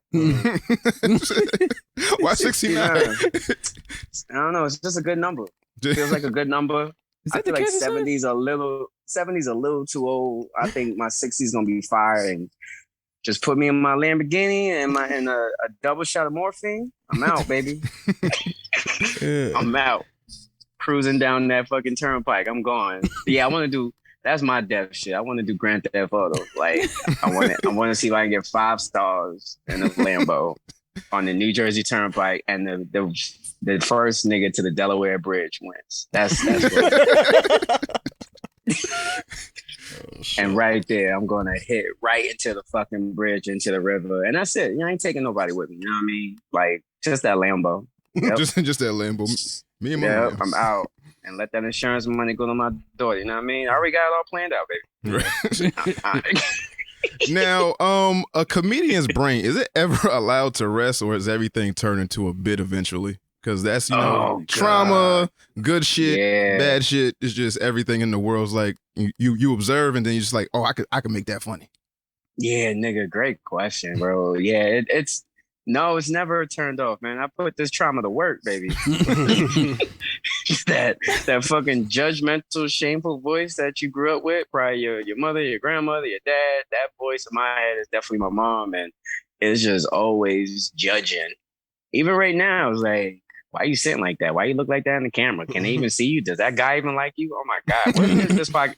It's like my brain don't shut the fuck up. So it's like, all right, I just direct it towards topics. I'm like, just attack that and shut up and leave me alone before it attacks me, you know? So yeah, eventually it's just brain just going, thinking of what bits, like what actually is the core of the subject, what it is, and then like find the angle. I usually find the angle and then I go with that, man. So like, yeah, it does not turn the fuck off unless I smoke. Right. Indica is a good one. Indica, that's that knockout weed. Like, good night, nigga. Like, and then sativa, I recently shut it all down, dog. Like, turn it off. Like that old black man, the janitor in the school. Like, turn these lights off. It's like, turn all these goddamn lights off. Like that. What the hell, y'all? This supposed to be closed at 12. What the fuck are y'all doing? I would close. Yeah, indica, that's my shit. But like, I just discovered sativa, which is like an upper and feeling good. I had that at the Roots picnic. I was like, ooh, this is good. I might have to get on that sativa bag, bro. Mm-hmm. Cause I'm in Yonkers, so they weed is trash. God damn. Niggas is smoking Home Depot clippings or some shit. Home Depot grass. The fuck is this? This shit was grown in the plant section of Home Depot. Like, the fuck is this hybrid? Yeah, so yeah, bro. Just it never shuts the fuck up. And so I just point it to a topic and then I'll attack it. And other than that, I just don't listen. But yeah, man, it's always going. Right. It's always gone. Mm-hmm. So you mentioned the Roots picnic. I was gonna bring that up later, but how was that experience, man? Bro, the Roots picnic it's like it's a nice little indie black wave that's coming. Like they've been doing it for years, I heard, but this recent one is good. I encourage everybody to go, and I feel like it's like the beginning eras of like what Afropunk was, where it was just like, all for us, FUBU. Yeah, right. it was FUBU, and then it got bigger, and then it got international, and shit got crazy. But it was spectacular, bro. It's I mean, you could watch G Herbo on one stage, and then Jasmine Sullivan on the main stage as a black man. What do you do? Balance, nigga. We all need balance. Exactly, nigga. So it's just like, all right, let me get my who wants to smoke with me. Who wants to smoke with me? And then let me run over to the other stage and get that pain. You can't shoot niggas then hear about hotels after. That's crazy. Yo, bro, it's crazy. Yeah, and then hear about the hotels. Yep. It was great. And then like I think Sunday was 5 because they had Music Soul Child, SWV, and Keisha Cole. And everybody's singing their heart out. Yeah. It was a beautiful experience, bro. Definitely next year, I encourage everybody just to like get a taste of it and just being around us. We just some beautiful people, great vibes. The only thing I would say is like, yeah, black people, we gotta let go swag surf I think we do that. Swag surf was every 3 hours. Swag surf, and before I let you go, the Beverly one and the one with Beyonce. We never played a Beyonce. Why are we playing the Beyonce one, yo? Playing the Beyonce one, man, every 3 hours on the dot. And what's the other one? Oh yeah, we're in Philly, so Dreams and Nightmare. Yo, I mean, that's mandatory. I mean, come on. We got the Roots picnic, nigga. No, you gotta play that. I know you gotta play. I'm just saying. Hold on, wait a minute. 3 hours. Every 3 hours? Of every day. Yes, every 3 hours. Like, all right. Oh, Dreams and Nightmare. It's 6 o'clock. It's nightmare time. Yeah. Is that Dreams and Nightmare? Oh, yeah. It's 9 p.m. It's time. It's funny. It's like every DJ's like, I'm gonna get mine off. Like, I don't care if it was played 45 times today. Nigga, exactly. In the audience, I ain't gonna hold you. Like day 3 Sunday, I'm in the audience, like my nigga again. And then, but our body can't fight it. We naturally have to be like, I used to do the times it just love it. Exactly. Like I'm singing it with an attitude, like, you know what I'm saying? Oh, wait a minute. DJs are saying, I thought I was finished, but nah, that's how kind of like your birthright at this point. Like if you're black, you got to know these 3 songs. Bro, yes. That is basically like, probably be a TikTok challenge song. Right. That is definitely 3 black songs that's like on heavy rotation at every event. And it's like, I mean, I guess at first I was like, let it go. But now I'm like, yeah, we got to spread the time out. Not get rid of it. But that's our anthem. Yeah. Right. What else? Like, what happened? Oh, Mary J. Blige, she came out like everything was running late. You know black people. Yeah, you know. Yeah. Everything was like 3 hours late, like 2.5 hours late. So Auntie Mary came out like 11:50. Them aunties left, man. They kind of left a little early. They was like, look, I'm tired. I gotta go. Yeah, it's time to go to bed. And Mary so good, yo. She just out there. She's mommy from Power, right? Ain't she like the mom from Power? Like, she working. And so she made everybody sing the song. So she'd be like, I'm going. And she would point the mic to the crowd like, y'all got it. Go ahead. I've been doing this shit for 20 years. Y'all turn. It's your turn, basically. I'm going down. Love it out, man. She made everybody sing them songs, which is so cute. She was like, look, I'm tired, y'all. Y'all got this shit. I'm trying to think about my favorite. That's my favorite performance, Mary. My other favorite performance was Summer Walker. Oh my God. Oh, how many broken-hearted bitches was in the crowd when that happened? Yo, so many. And even when she wasn't performing, she doesn't like performing. Like I'm hearing my lady was telling me she doesn't like performing. So you can see it on her face. Her face was like the whole time, like, am I done? Is this over? Anxiety's kicking her ass right now. The anxiety was kicking her ass. Like, I don't want to do this. I don't like how this sounds. So then she walk off, and the band keep playing. So the band's playing like, this bitch does this all the time. Don't worry, she'll be back. Bitch, you be all right. You go out there and sing, and then we be done. You'll be all right. Yeah. So she just like the band just playing, and then one point the backup singer, she came out there and just started singing. Because like Summer needed more time, and I think she came out, did one more song, and then that was it. She doesn't say bye. She just leaves. She just leaves. Like, this is over. I love it. I wish as a stand-up I could perform my jokes like that. Just like, look, I don't like this shit. The world is on fire. I'm going home. I'm going home. Matter of fact, I'm gonna do this shit on Zoom. Zoom me in. Now, I also heard that you talked to the guy Dave Chappelle. Woo! Yes, I did. Man. How was that interaction? Man, that was good, man. He's a comics comic. He is definitely like 30 plus years in the game. So it was great to hear him where he addressed the Monique and DL Hughley situation he came in the perspective of a stand-up comedian. Like, damn, man, like that shit is crazy. What's happening between those two? I mean, we all know what happened, right? But he was giving more of like details of like there's something deep rooted happening with Monique that he doesn't like, and he hopes that she gets healing from that. And so it was just being, I was, cause my brother's transgender, so like I was in enemy territory. It was like I was like on the side just watching Skeletor talk, and I'm like, oh shit, I'm in Castle Grayskull, nigga. This shit wild. And then he told me to go and perform, open up for him. I'm like, oh shit. And so I sold my brother out for a week, and I when I came back, I was like, bro, I'm sorry, dog. Like, what do you do when your childhood nigga that you look up to don't fuck with trans people? Like, what do you do? Like, you know what I'm saying? Like, I don't know who y'all grew up with. Like if Raphael was like, you know what, I love you, man. You like, I love you too, Raphael. And you like, yeah, but I don't fuck with trans people. You like, all right, well, I mean, okay. Like, what the fuck? I mean, we wasn't talking about that, but okay. Like, out of nowhere. Yeah, out of nowhere. Like, yo, what you talking about, Elmo? Yeah, Elmo. Like, yeah, I think there should just only be two genders. I don't understand that trans shit. Like, all right, yeah. Okay, Elmo. All right.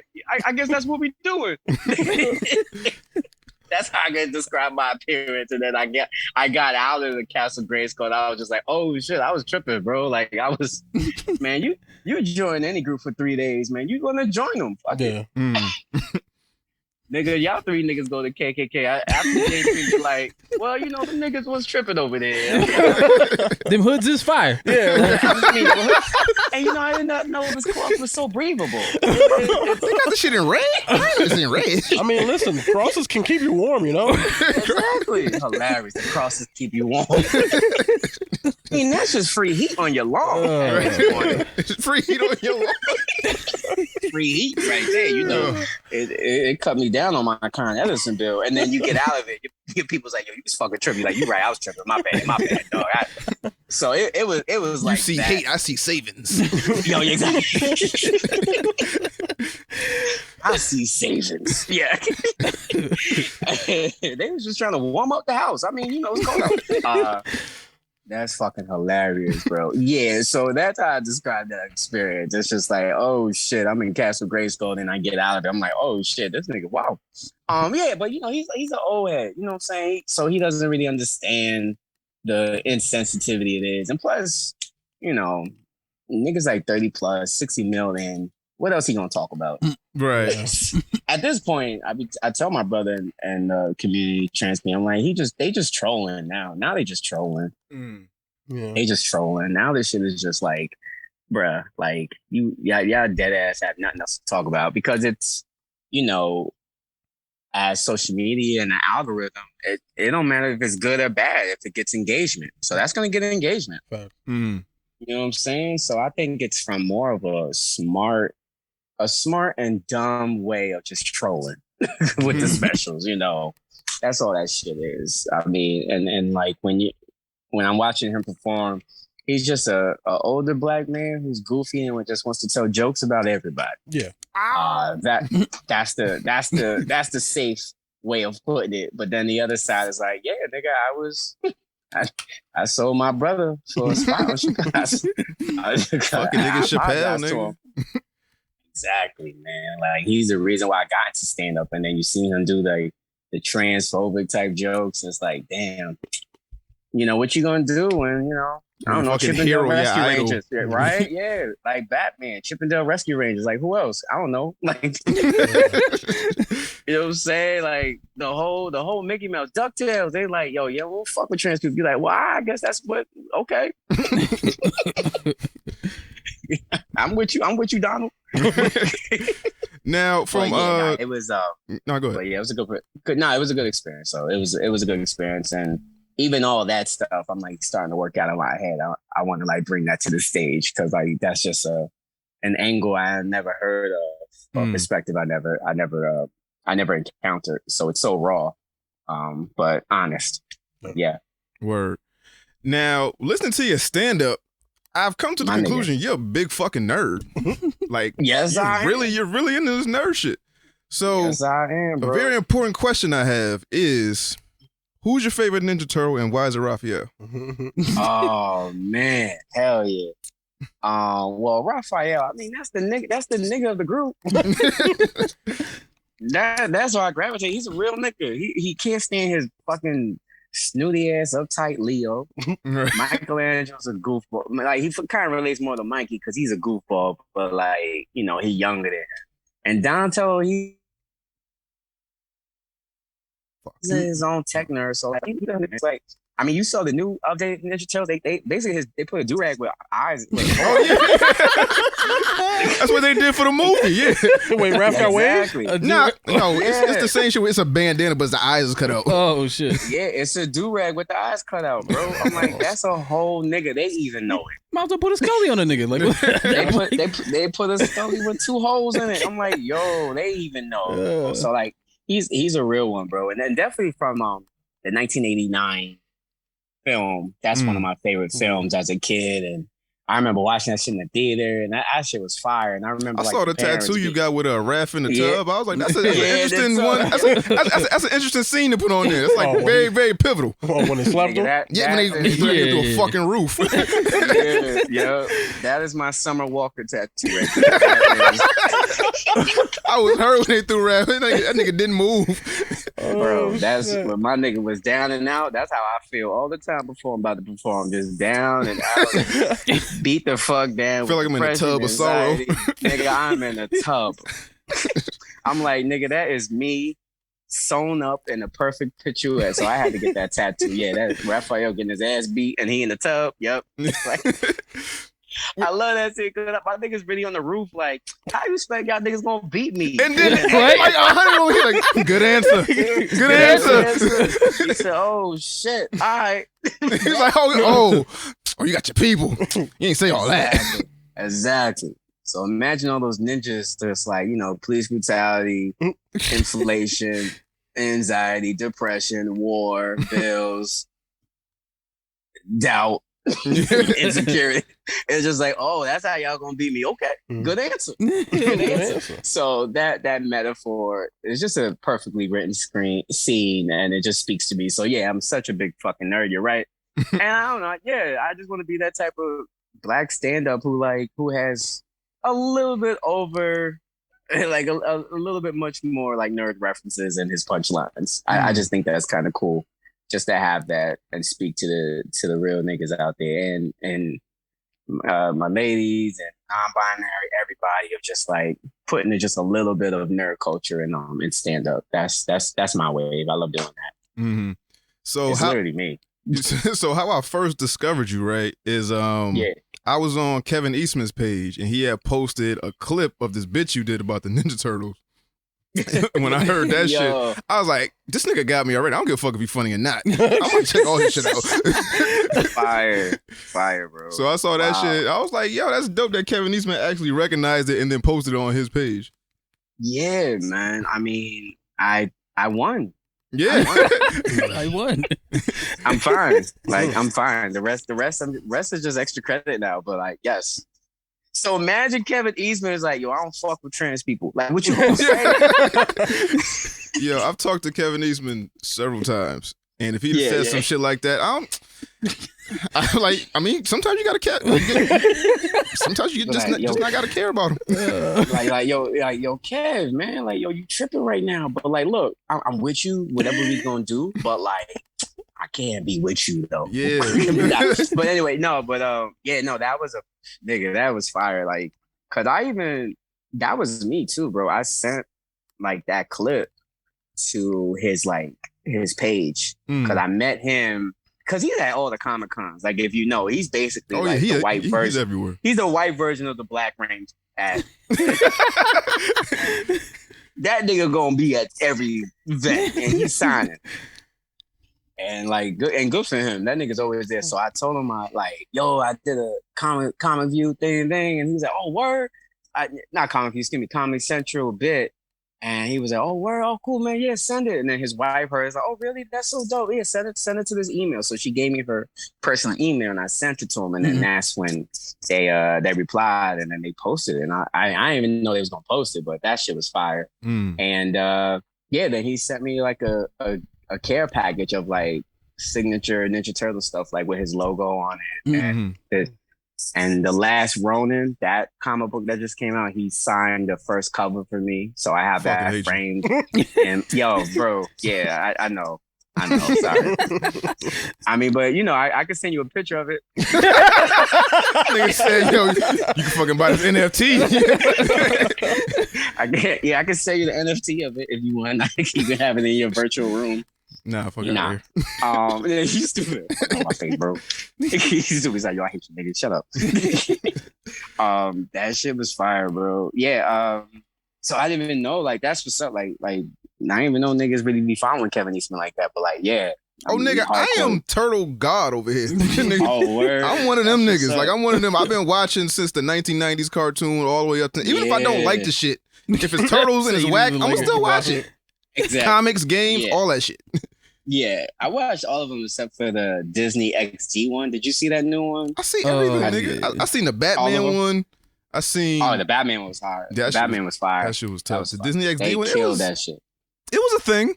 You know, it happened. It happened.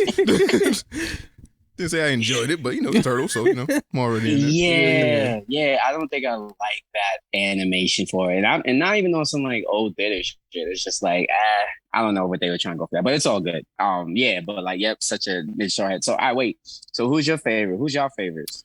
My personal favorite changes with every iteration. So from like the fucking comics, might have been Michelangelo, like that, like the 80s comics.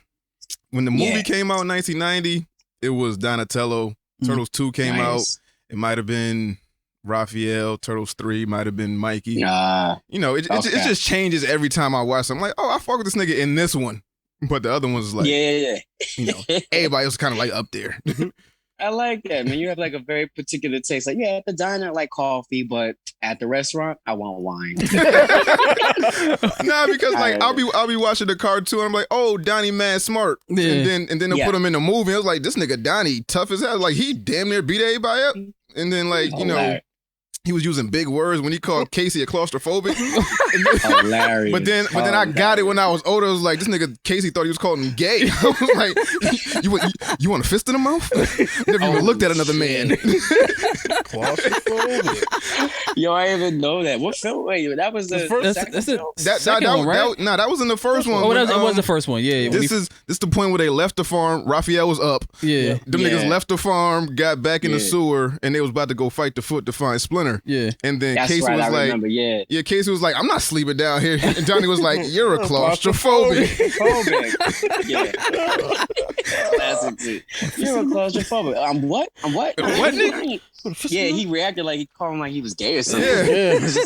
It was like, calm down, bro. Like, you don't like small spaces. Never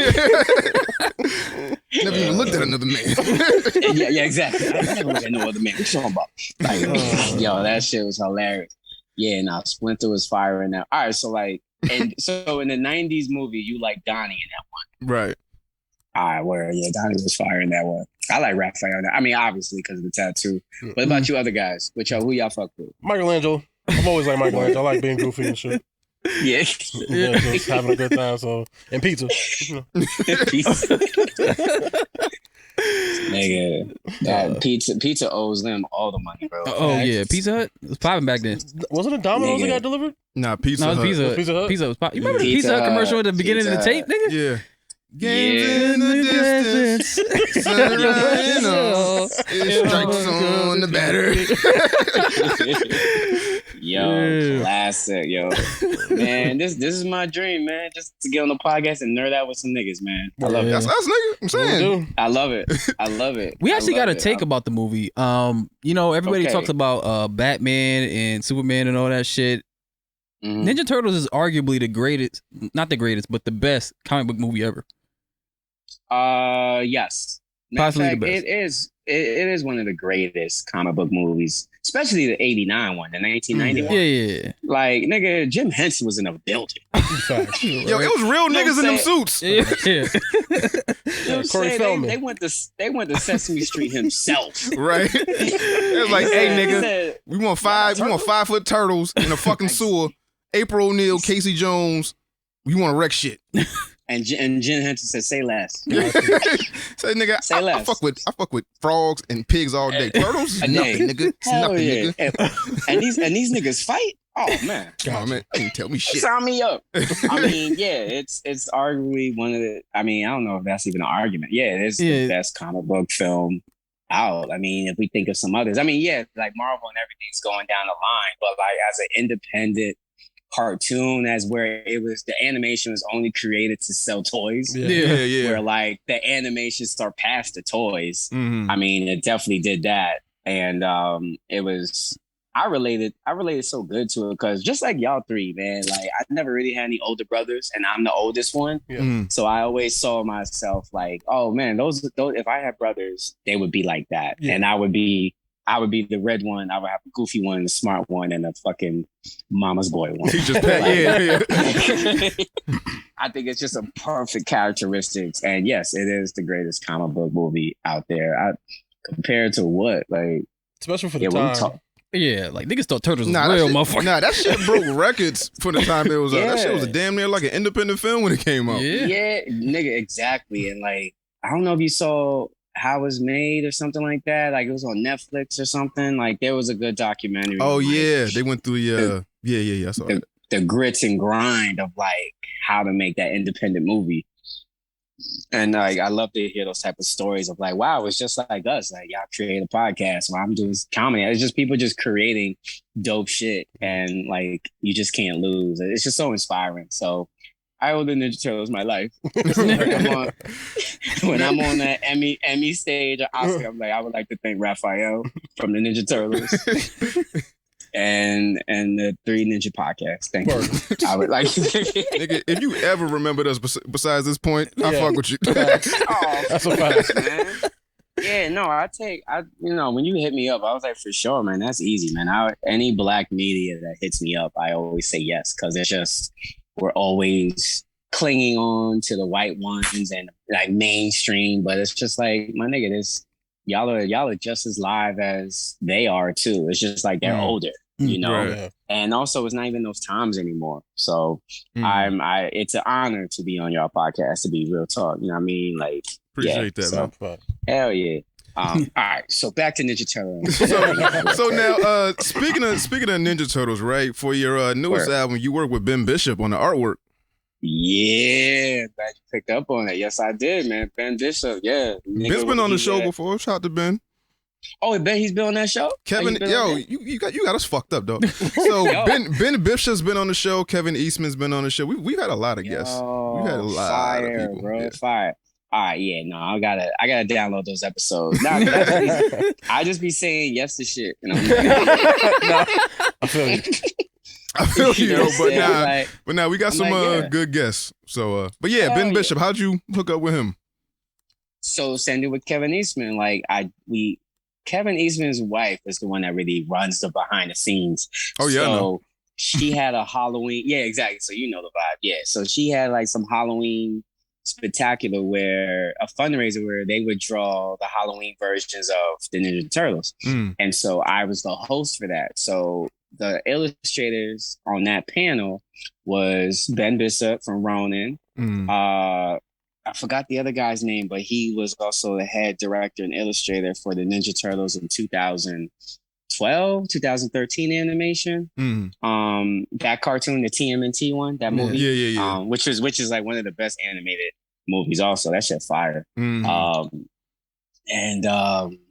there was another artist in there too. I can't think of his name, but that's how I met him. Like, do that little free gig. And they paid me in like Ninja Turtle memorabilia, and I'm fine with that. I was like, yeah, have that nigga draw on everything and send it to me. Yes, yes. My inner child loves all of it. So yeah, that's how I met him, and then I pitched him the idea via DM, and he was like, "Fuck yeah, I'm with it." And so we drew it out. Did you guys get a copy yet? I gotta send y'all a copy, man. Nah, I didn't get it, but that would be much appreciated. So there's like a comic book in like the actual book. So you got an actual real. That's how I know this nigga old. Like just like they got an actual CD with like shit in the book. Yep, like it's a comic. It's a comic in the book. Yep. Yeah, reminiscent of the Best Buy days, them the Nobody Beats the Wiz days, where you can get like an album and get a booklet in there, and it'd be like all the R&B niggas. Sometimes you have the lyrics, or sometimes it just has them looking like a yearbook. Yeah, I love that era, man. So I just wanted to bring a little nostalgia to that, and literally make that a comic book. And the album is a QR code inside the CD. Yeah, that shit. And Ben Bishop, and like the whole story is basically like Akira themed, but it's an original story. The whole album is Akira themed, but the actual story is original. Like me and this other comic guy, Chris Daniels, he wrote a comic book for Batman. He wrote on Batman. And his comic book is in Forbidden Planet. That shit's all in Manhattan. Yeah. So I connected with him. I said, "Yo, let's write this comic book." He was like, "Fuck yeah, that's fire." So so it's. Yeah, I gotta get you a copy, man. I gotta send y'all a copy, man. Shit crazy, man. It's fire. I give you so that. When I'm out, after that, yeah, for sure. Yeah, I got you. And when I'm on the road, I'm gonna have a bunch of them with me. So it's just cool to have to sell. Word. Now, speaking of the album, it just dropped on June 1st. Gang. Great album. Thank you, sir. Now, on the intro, is there actually a difference between Nore and Nore Davis, or you just bringing skits back?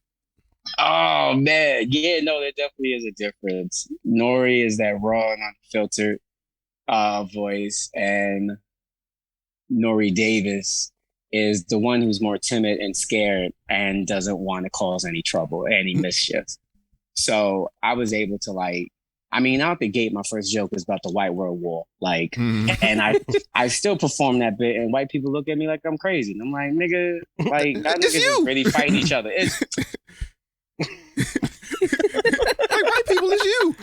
It's you. It's literally you. Don't look at me like I'm fucking crazy. Fuck out my face. Like it's you. Like I'm not out here. You know what I'm saying? It's just. But then when I perform that shit in Philly, that shit murdered. Cause bears cackling. Yeah, exactly. Bunch of women with yo, Aki funny, yo. Fuck with Aki. Straight freeway niggas. Freeway and Eve. Everybody freeway. All Prince everywhere. Exactly. They all just like nigga, you got that, dog. Like, yes, like I know I'm not tripping. So yeah, there definitely is a difference. So I wanted to bring in a little flavor from Stefan and Urkel. And that's one of my top 5 inspirations ever. Like Steve Urkel was a walking SNL show. Right, yeah. And nobody nigga made Judy she went upstairs, dog. Never came back. Like, nah, we got too many motherfuckers on payroll. Let's just toss this little bitch out. Maybe she'll do porn later. I don't know. God. Maybe she'll get money somehow. She did porn upstairs. That's why they put their ear to the door like, yeah, I think she's still in there fucking. All right, well. It's a rare condition. This day and age. Getting banged. Whoa. It's a oh my God. Getting fucked upstairs. Yeah, it was wild, bro. So Steve Urkel, I brought in that to bring skits. So I brought in that flavor from Family Matters of the intro and outro. And that actress that plays it is Kristen Dawson from Flatbush Misdemeanors. Oh shit. Okay. Yeah. She's so dope. She's so talented. So I gotta release that video too. Like I'm still doing the rollout of the marketing of the album. Cause on social media, you just gotta keep hitting niggas over the head. Yeah. With shit. Like my algorithm can reach you one day and then it's gonna reach Putin the other day. Who the fuck knows? Like this shit is this stupid. guy naughty. Nigga. Yeah. this black kid is funny. Bring him over here. Bro, Bring him. I want to talk to him. I want to talk to him. What you want to know about the war? White's World War? Yeah, white. Explain it to me. That's just racist. Yeah. Oh, man. I forgot my next question. Hilarious. Fuck was it? Fuck, what was my next question? What was it? Shit. Album, so. So the album, right? So yeah, the album now. You start panicking. What you wearing? Nah, I'm looking at my sheet. I lost my place. I'm like, fuck. But the album, right? So now the bonus track is, I guess, like a bunch of outtakes of niggas in the crowd because you recorded it live. Bro. Was there anything too crazy that didn't make the CD, or like obviously because there's no visual that I saw anyway? Yeah. Was there anything like outlandish in the crowd that happened that you can tell us, or anything that we didn't hear that just couldn't make the CD?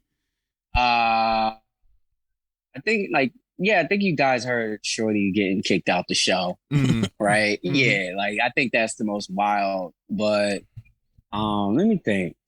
Yeah, that's really everything you hear like literally was happening. The 11 o'clock show was a straight fight.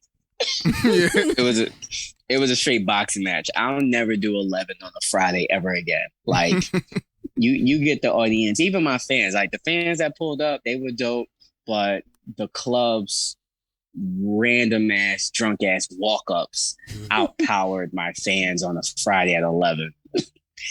I'll never do that shit again. Cause like that's just a spot where like everybody's drunk, they've been working all day, and they just ready to go somewhere where like, oh, this person is talking, let's fuck this up. Let's ruin their day.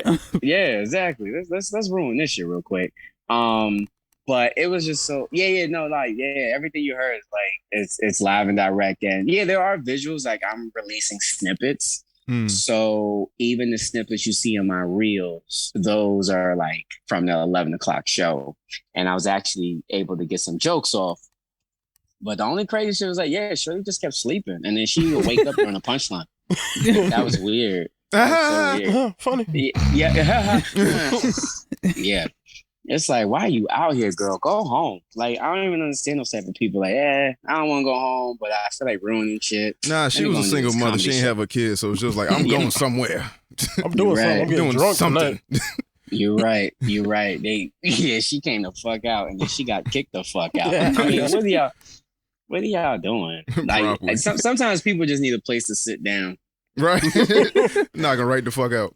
Exactly. Not to right the fuck out. So yeah, I just wanted to release all that shit, and I edited it. There were just some parts that like you probably couldn't tell like what was happening because you need to see the visual. So I just made sure that the audio is able to give you a clear visual of what's happening. So yeah. Got you. Now, such a fucking, I'm a nerd. Let me tell you what happened on the 11:30 show, right, guys? Okay. Now, this is your 5th comedy album, correct? 5, brother. 5. 1, 2, 3, 4, 5. Yes. Now, how did you start doing comedy? Let's take it back all the way there. Let's take it back. Matter of fact, before you do that, how much time we got with you? Because I know you said you with your lady. Whatever time the podcast is, right? Nigga, I keep you on here for 2 hours. Don't tell me that. Well, yeah, not 2 hours. You got some of my time, not all my time. At that point, we're gonna be talking each other's horoscopes. So Taurus. Yeah, man. I'm an Aries, and sometimes I'm dealing with. I got a Sag moon. I'm a water sign. I don't know what none of that shit means. My girl in the back. You still on there? Yeah, we're learning about each other. We talking about Krang, baby. Chill. Baby, I told you not to disturb me when I'm talking about Krang. The fuck? No, but so how'd you start doing comedy? Oh man, yeah, in college, bro. Like my senior year, Pratt Institute, I saw Ben Bailey. I was one of those kids that would go to the college shows and just like it just be me and like 4 of the nerds and just be awkward. And it was the cash cab nigga. So I remember watching him and he fucking destroyed it. He just ripped it apart. I was like, oh man, I want to do that. So I got into comedy doing improv. There was an improv on campus, and then the improv was I didn't like it because they kept tapping me out before I could develop my scene. I'm like, y'all niggas is haters. Like, I just sat down at this bar. Let me figure it out what I'm doing next. Yeah. And they would tap out with a joke. So I was like, all right, fuck it. Let me try this shit by myself. So I found out that comic Ben Bailey performs at the Comic Shop Live.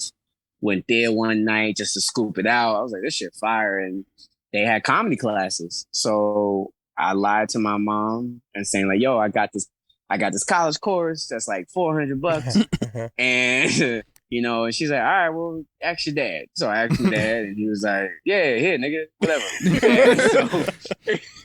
So I took that money and gave it right to the Comic Strip Live, and I added in a comic strip comedy class into my syllabus as I was in like my first semester of senior year at Pratt. And from there, I just never stopped. I just kept learning the craft. And then after that, it's just be funny, make friends. After that, like you on your own, man. Open mics, bringer shows. I came to the bringer show era, like begging family members to come watch me bomb real quick. Thinking I'm going to get into the club, but no, they just took my family's money and bounced and said thank you. And didn't book me at all. Like, oh shit, this shit is all a lie. Like, this is not how you get booked. So yeah, bro. Like, and then ever since from there, like, yeah, so this summer would be 14 years. Probably, I think it's 15 years. Yeah, 15 years doing it. And so I'm only like Jerry Seinfeld says it, the age that you're doing the stand-up, that's how old you are in real life. So like if you've been doing it for 15, you're a 15-year-old on stage. Like like given like Chappelle, who's been doing it probably like 38 years, I think. Something like that. He's a 38-year-old nigga on stage. 38 disgruntled nigga. Yeah. Trans, not understanding ass nigga. That's funny because I'm taking one of those classes right now that I paid for and shit. And nice. I'm not learning shit. Yeah, I was gonna ask, what kind of stuff did you learn in that class that you took? I haven't learned shit. Like they. Yeah, what are you learning? Like, what? Matter of fact, it's always about the teacher. Like, you gotta look at him. Like, nigga, what you do? No, well, he's done like Comedy Central shit. Or is this real? like it's three teachers, and they've been doing comedy since forever. Like one person's done like a Comedy Central special, and like this one's doing improv, and she does like she's a writer, like whatever the fuck. So like the first day we get in there, they give us like a worksheet. It's not like a worksheet. It's just like they put like topics on the paper. So it's like, hey, word association. So whatever you think of, write it down, and like we'll just blur it out to see if it's funny. And then basically the whole class was just talking to each other, bouncing jokes off each other. Second class we actually like performed and shit. Oh, okay. So it was like, do you have your 5? So the end of first class, he was like, write 5 minutes. Next week we going to perform it. Come next week, did we perform it? And it's like they give you critiques on that, like how you can improve on a joke, how you can just take out certain words, input certain words, inflection, tone, just stuff like that. But it's like shit I already knew. Tell you, man, but I don't have time to write 5 minutes. Yeah. No matter what joke you got, just add hamburger at the end. Hamburger. Done. Gotta get him. I'm a star. Hamburger. Drop the mic. I'm a star, nigga. Bye. Fuck all y'all. Well, yeah. I mean, that's interesting. Yeah. I mean, definitely, it sounds like you don't respect your teachers. I told these niggas on air, like, either I'm going to learn something or I'm going to get a bit out of this. Yeah. Okay. So I'm paying to network with niggas, but also I'm going to get some out this shit. Yeah. Niggas say, I'm going to get something out of this. I'm going to give me a bit or something. What Denzel say? I'm leaving with something. I'm leaving with something. Okay. Like, and you do that in Connecticut? They have that? Is that a comedy club or is it college? Like, it's a comedy club. They got a Stress Factory. So there's one in New York, and they just put one in Connecticut maybe like 3-4 years ago, something like that. Not too long ago. Oh, I know who it is. Yeah, it's that Vinny Brand. Yeah, Vinny. Yeah. Yeah. Mm-hmm. Yeah, man, giving that white man that money. Yeah, he gonna teach you how to bomb, brother. I mean, we'll talk off air. But okay. Now, I heard something about you got a Connecticut story, right? So when you were street racing, right? Where was that in Connecticut where you got arrested? Nigga, I think that was Bridgeport. Oh, shit. Oh shit. Yeah, Bridgeport. Like, I think it was definitely in Bridgeport, where like it's not far away, but it's kind of far to be out there. Yeah. Because I remember my mom beating me, like, why are you all the way out there? Like, yeah, she beat me the next morning. Like, why the fuck you was all the way out there? What the fuck? How you know Bridgeport? You know, like, yeah. Like, I'm racing, my nigga. Like, my nigga. I got a fast ass Civic. I'm hot. I'm doing things. I was hot in them streets. Hell yeah, I had a '94 Civic Si black with the sunroof, and it had an H22A Japanese Prelude engine in it, just stuffed in that motherfucker. Just sounds expensive. The torque was crazy. Yeah, it was like, I mean, we talking like early 20s, dog. Like, yeah, $1,000, like $1,200 is like $2 million. Yeah, now yeah. Yeah, 1,200. Like, okay, I can do that now. But back then, I remember like $1,200. Okay, all right. If I work at Boston Market 3 times a day, 3 times a day, 3 times a day, I work at Boston Market, and then I go over to ShopRite. I can make it. I was grinding, bro. So like, and this is before, definitely before scam. So like, over there in Bridgeport, bro, like I beat that yellow Type R. I beat it, and I still to this day I see that fucking guy's face like, one more time, like miming it to me, one more time, and I was like, yeah. And then we lined up, and then cop pulled up right in front of me, and that nigga bounced. I was like, fuck. And then I was just like, yo, we were just lined up, like we were just in the road, officer. He was like, nah, I caught you about the race. I'm like, we talking about? And then he turned me around, put handcuffs. I was like, oh shit, I'm getting arrested. The fuck? I was like, call Ken Davis. Call Ken Davis. I was like, call my dad, man. He retired cop. Call him. Oh, niggas love using that line when they got a family member that's a cop. No, my nigga, my mom, my dad, yo. That's the plug. Like, yo, emergency. Please get him in here. Get him in here. But that's, he know me. But that shit don't work out of state, do it or does it? Is that shit universal? Where it's like, if you a cop anywhere, like if you a cop in one place, you could just use that all over the country. Like, hey, my dad's a cop in Wyoming. Yeah, you right. I remember it. Sometimes it works, sometimes it don't. Cause I remember the cop saying to me, like, well, what that got to do with me? Like, and I was like, and that was an NYPD cop. I was like, oh fuck. Like, if you NYPD, you saying that. I'm like, you ain't got no love for the Yonkers PD? Like, what's up? So yeah, it varies up and down. What the fuck is that shit gonna work or not, man? I'm gonna tell you, man. Yeah, that's my privilege. That's a tool that I did like to use, nigga. And that nigga hated using that. I was like, yo, you a cop, nigga? Flex, what's up? I'm gonna get in trouble. Hell yeah, I'm gonna get in trouble. Shit. I need you help me. Yeah. You got a Bart Simpson ass son. Like, I'm gonna need your help, nigga. Get me out of this. Like, you got me into some shit I shouldn't have been in there. Hell yeah. I was straight road running. This nigga was coyote. Like, he tired of my ass. And I had those PBA cards. I would pass them out to my niggas. He hated that shit. Oh, nah. Like if y'all three was like, yo, you got that PBA? I'm like, yeah, I got you. I'm like, yo, dad, let me get PBA. How many? I just need 3. Fool. Look, man. Like, just chill. Like, you're asking too many questions. Don't worry. Like, it's for my it's for my boy. Oh, my other nigga, and I just name random names. He'd be like, oh, all right. Nigga passing them shits out like Pokemon cards, bro. Fuck yeah. Now, back on the comedy side, do you remember your first bomb or your worst bomb? Which story you want to tell? Ooh. All right. First bomb and worst bomb. All right. So worst bomb was definitely doing a show. I think it was this Black Room show on Thursday. My boy from Atlanta was down to see me, and Rob Stapleton was hosting. I'll never forget this moment. And it was like a room full of black people. Even black people was on the stage and shit. And like, I had this one gas joke that it hits. Well, I wasn't sure if it hits consistently, but I was confident, like, I'm going to do this joke. And then I get up there, I get so nervous, I forget the gas joke. So I keep going like, yeah, gas is crazy. Gas is crazy. Gas is crazy, y'all. And man, I'm dying, bro. Like, And I don't remember, like, I guess my trauma brain is trying to make me not remember that painful moment. But I remember getting off stage and Rob Stapleton roasted me for 10 minutes of like, damn, y'all, did y'all see that gas joke? I ain't know what that was. I was like, it was straight, like, shredder vengeance. Like, you will reap the day, Rob Stapleton, that you have ever came for Nore Davis.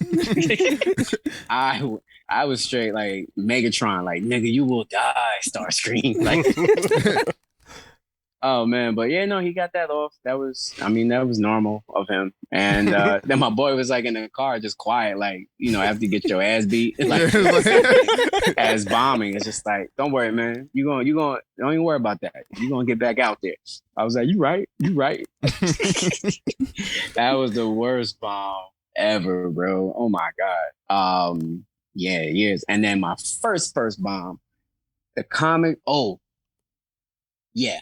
The Comedy Cellar open mic. They used to do open mics way back in the day. Then they stopped it very fast because it was just allowing people to come into that church that they didn't want people to come into, like weird ass people. So I bombed on that open mic because, mind you, I was coming from bringer shows. Like, so every show I'm killing because my family's there. Yeah. I'm not even computing that, oh yeah, you invited niggas here, so you're going to win. Duh. Mm-hmm. So I'm like, oh man, I'm about to kill at the cellar and watch me get past. Nigga, it was an open mic. I went up there, I did my first gas joke, which I know that kills for the show. And I don't even know what was the gas shit. I don't even remember that joke. Anyway, and yeah, I bombed. Like all those other, cause like open micers, you know, there are other comics too, and like people, and they just looking at you like, fuck out of here, bro. Like, we hate everything here. Open mics. Whew, what a treacherous realm. I don't even know what that underworld is at now, but yeah, that's a world. But yeah, that was my first bomb at the Comedy Cellar open mic way back in the day, and bombed right there. I was like, oh shit, like, okay, I gotta go really be funny. Like, I gotta go rethink this shit and get back out there and just, you know, keep trying until I get it right. So yeah, luckily it's been going all right so far. Right. So now, what's your writing process?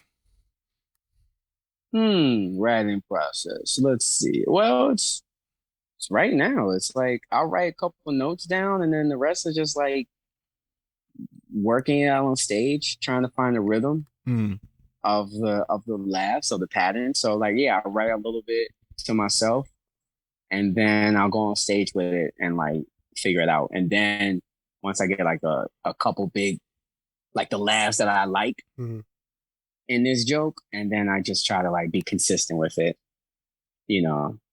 Yeah, that's how. Yeah, then just the consistency is key, man.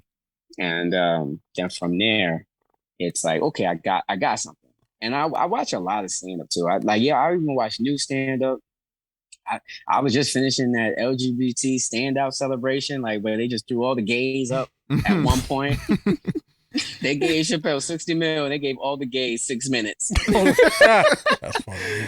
On one special. They just said, another gay person, go. Go. Another gay person, go. Oh, you go.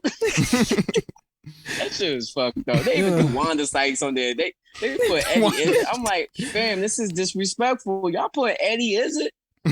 Yo, is she like the queen or king? Is she like the top gay? Queen. Okay. Yeah, queen. You're right, queen. Yeah, because she just recently transitioned. So you're right. Yep, she's a. Because she was a man in drag. Wanda Sykes? No, Eddie Izzard. No, I'm talking about Eddie Izzard. Sorry. Okay, got you. Wanda. Yeah, Wanda. Yeah, Wanda. Yeah, you could say queen. My bad. Yeah. But I thought you were talking about Eddie Izzard. Yeah, Eddie Izzard. I'm a fan of Eddie Izzard. That whole like that cake bit, like definitely cake. Nigga, Google that shit on YouTube. That shit fire, bro. Like this nigga Eddie Izzard don't miss. Anyway, like, but yeah, they just threw them all on that one special. So like, I watch everything because the more you absorb, the more you know. Like, okay, where can my voice fit in this realm of comedy? You know, like why would people want to come and hear me talk? And you know, look, it got me onto y'all podcast. Bunch of niggas who love Kevin Eastman. Love it. Like, yeah, that's me. Yeah, y'all are my audience. Hell yeah, like just out here finding the audience, bro. So yeah. And yeah, that's my writing process. Yeah. When you write a joke, do you script it all out, or do you just have like an idea of where you want to go, and then you sort of just flush out the middle? Yeah. I have a rough estimate of like where I want to go with it, and then I don't write it out for detail because then that takes it away. So I just have like a word that triggers it, like like gas. And then I depend on my brain to be like, oh yeah, here's the gas joke. That day it was like, I don't know where it's at. I don't know. I'm like, brain, where the fuck is it? I don't know, dog. Like it was here. I don't know. Dance. Just don't dance. Oh shit. That's literally like fucking crazy, bro. Like, yeah, my trauma voice is on stage telling me what to say, what jokes to do next. It's sometimes it's a good director, and sometimes it's my worst enemy. So, but all in all, it is an enemy though. So it ain't trying to help me out. It's that trauma from my mom. It's that trauma voice. Like, I don't know if y'all have this too with your family, where like I just opened for Chappelle and the Roots Picnic, and everything y'all said, y'all congratulate me. My mom was the first. I told her about it, and she was just like, "Oh, they shooting out there. Did you get shot? You got to be careful. It's so dangerous." I'm like, "My nigga, I just opened up for the person that inspired me to start this." Nothing. No. They shooting over there. You got to be careful. I'm like, all right, whatever, lady. Definitely. So yeah, that's the writing process, man. Just like, just dabble it, like write it down, and then go on stage and figure it out, the timing of it, the wording of it, how this shit sound, how it feel. It's a whole lot of work. I love it though, but yeah, it's a lot of work just to feel the vibe of it, you know. Yeah. Now, doing comedies 15 plus years. Have you had your just 15? I don't think there's no plus. Just 15. A couple weeks, you know. Give or take right a month or two. This podcast, I retired. But have you had your I made it moment yet? No. Yeah. I think there's gonna be multiple other I made it moments. Yeah, definitely. Like the first time I got paid to do stand up. That was fire. Like, oh shit, I really found a way of like maintaining my lifestyle with just telling jokes. Fire. And then my Nigga You Made It was my first album, Home Game, where I figured out how to produce my own album, and I got with a record label, and that shit was so fun. That was a nigga I made it. Like being present, just being, I'm just trying to be the bell hooks of comedy, dog. That's it. Like, I got some fire stuff. I got some dope books. They over there in the section of Barnes and Noble right there. That's it. That's it. I'm just trying to be like, get on my bell hook, my Toni Morrison shit out here. That's it. Like, and then I'm gone, baby. I'm gone. So, I'm gone, baby. I'm gone. I told y'all, 69. I'm out. 69. Me in this Lambo. Yeah, and my Lambo with the morphine shot. So, 5 stars, peace, bitches. Yeah. Yeah, so there's always going to be many more nigga I made it moments, because I just feel like you got to celebrate all your wins, man, in this crazy ass world. Like, we downplay so much of what we do. So I just want to, like, I turned it up to her like, hey, I got late night, or hey, I just released this album, I had a party, or doing the first Home Game. So like, I had many of nigga I made it moments, and there's going to be many more to come. So shit, I'm on this podcast, nigga. I made it. Nigga, I made what? Nigga, we made it. I'm talking to 3 homies that also fuck with Kevin Eastman like I do. I mean, yeah. This is a dream. This is a home game, baby. Exactly. You are now a part of the dojo. You are family now. Yes. Dojo, yes. Hell yeah. We got the Black Cobra Kai happening. Yeah, we should write this shit on the wall somewhere. Exactly. Yeah. What's the name? Black Cobra Kai. Now, I should put 3 Pod Ninjas, right? 3 Pod Ninjas? Yeah. 3 Ninja Pod? Yeah, 3 Ninja Podcasts. Yeah, just put that somewhere on this business. Fire. Now, so 15 years. Now, when did you actually consider yourself a comedian? Because a lot of people do comedy. They're not comedians, though. I consider myself a stand-up to be more of an asshole. Yeah. I'm like, I'm like, I'm a stand-up because that's a very direct type of art form and comedy that everybody's scared of it. Even actors are scared of it. So I consider myself a stand-up when I let's see, probably like doing a couple gigs and getting paid for your first gig or getting passed at the comic strip. Stuff like small stuff like that made me feel like, okay, I'm a real stand-up. Or like my first late night, I wanted to be that type of stand-up where I wanted to be a person that looks like us that's doing late night, you know? A real secret hood nigga. I'm straight from the belly of Yonkers, and I'm out here just telling jokes. Back pocket, nigga. Nigga. Talk to me nice. Yo, you know what I'm saying? Talk to me nice, man. I will call the locks. I will call I know exactly where they live. Juice for life, nigga. He always there. Yeah. She help for being me. Where they at, Nore? What the fuck they doing? What they doing to my young god, man? So yeah, bro. Yeah. So yeah. Okay. Yeah. I think that's the end of that question. Right. Now 15 years doing this shit. Yes, sir, man. All the accolades you got. I know you're in a relationship right now. But yes, sir. Are there comedy groupies and what are they like? What are they called? If you can't answer, it's all good. Nigga, you know I can't answer. Like, you know it. Like, I'm glad you tried. But it was before her. You right, but I don't feel like explaining that shit. Like, were you gonna have me explain that on a fucking 5 o'clock on a Sunday? No, but baby, it was about the things. Nah, she's cool, but like, I was never like that. I'm lying. In the beginning, yeah, I was. But it was more about like, oh, hey, you feeling me? I'm more of an empath, so I wasn't like hopping around all crazy. Like I am Mr. Girlfriend nigga, so I need to be emotionally attached or emotionally invested in you. I'm just never one of those like barbaric niggas that's just like fucking just to fuck. I mean, did that in high school and all that, like that strip club shit, and it's just like, all right, this ain't for me, bro. This shit weird. Yeah. There's levels of the patriarchy. I'm like, man, y'all niggas is wildin'. Like, really? Like, lap dances are $5 upstairs? God damn. All right. What? This economy is going nuts. So I got out that world and yeah, obviously, next question, because you see me avoiding it and answering it. So now...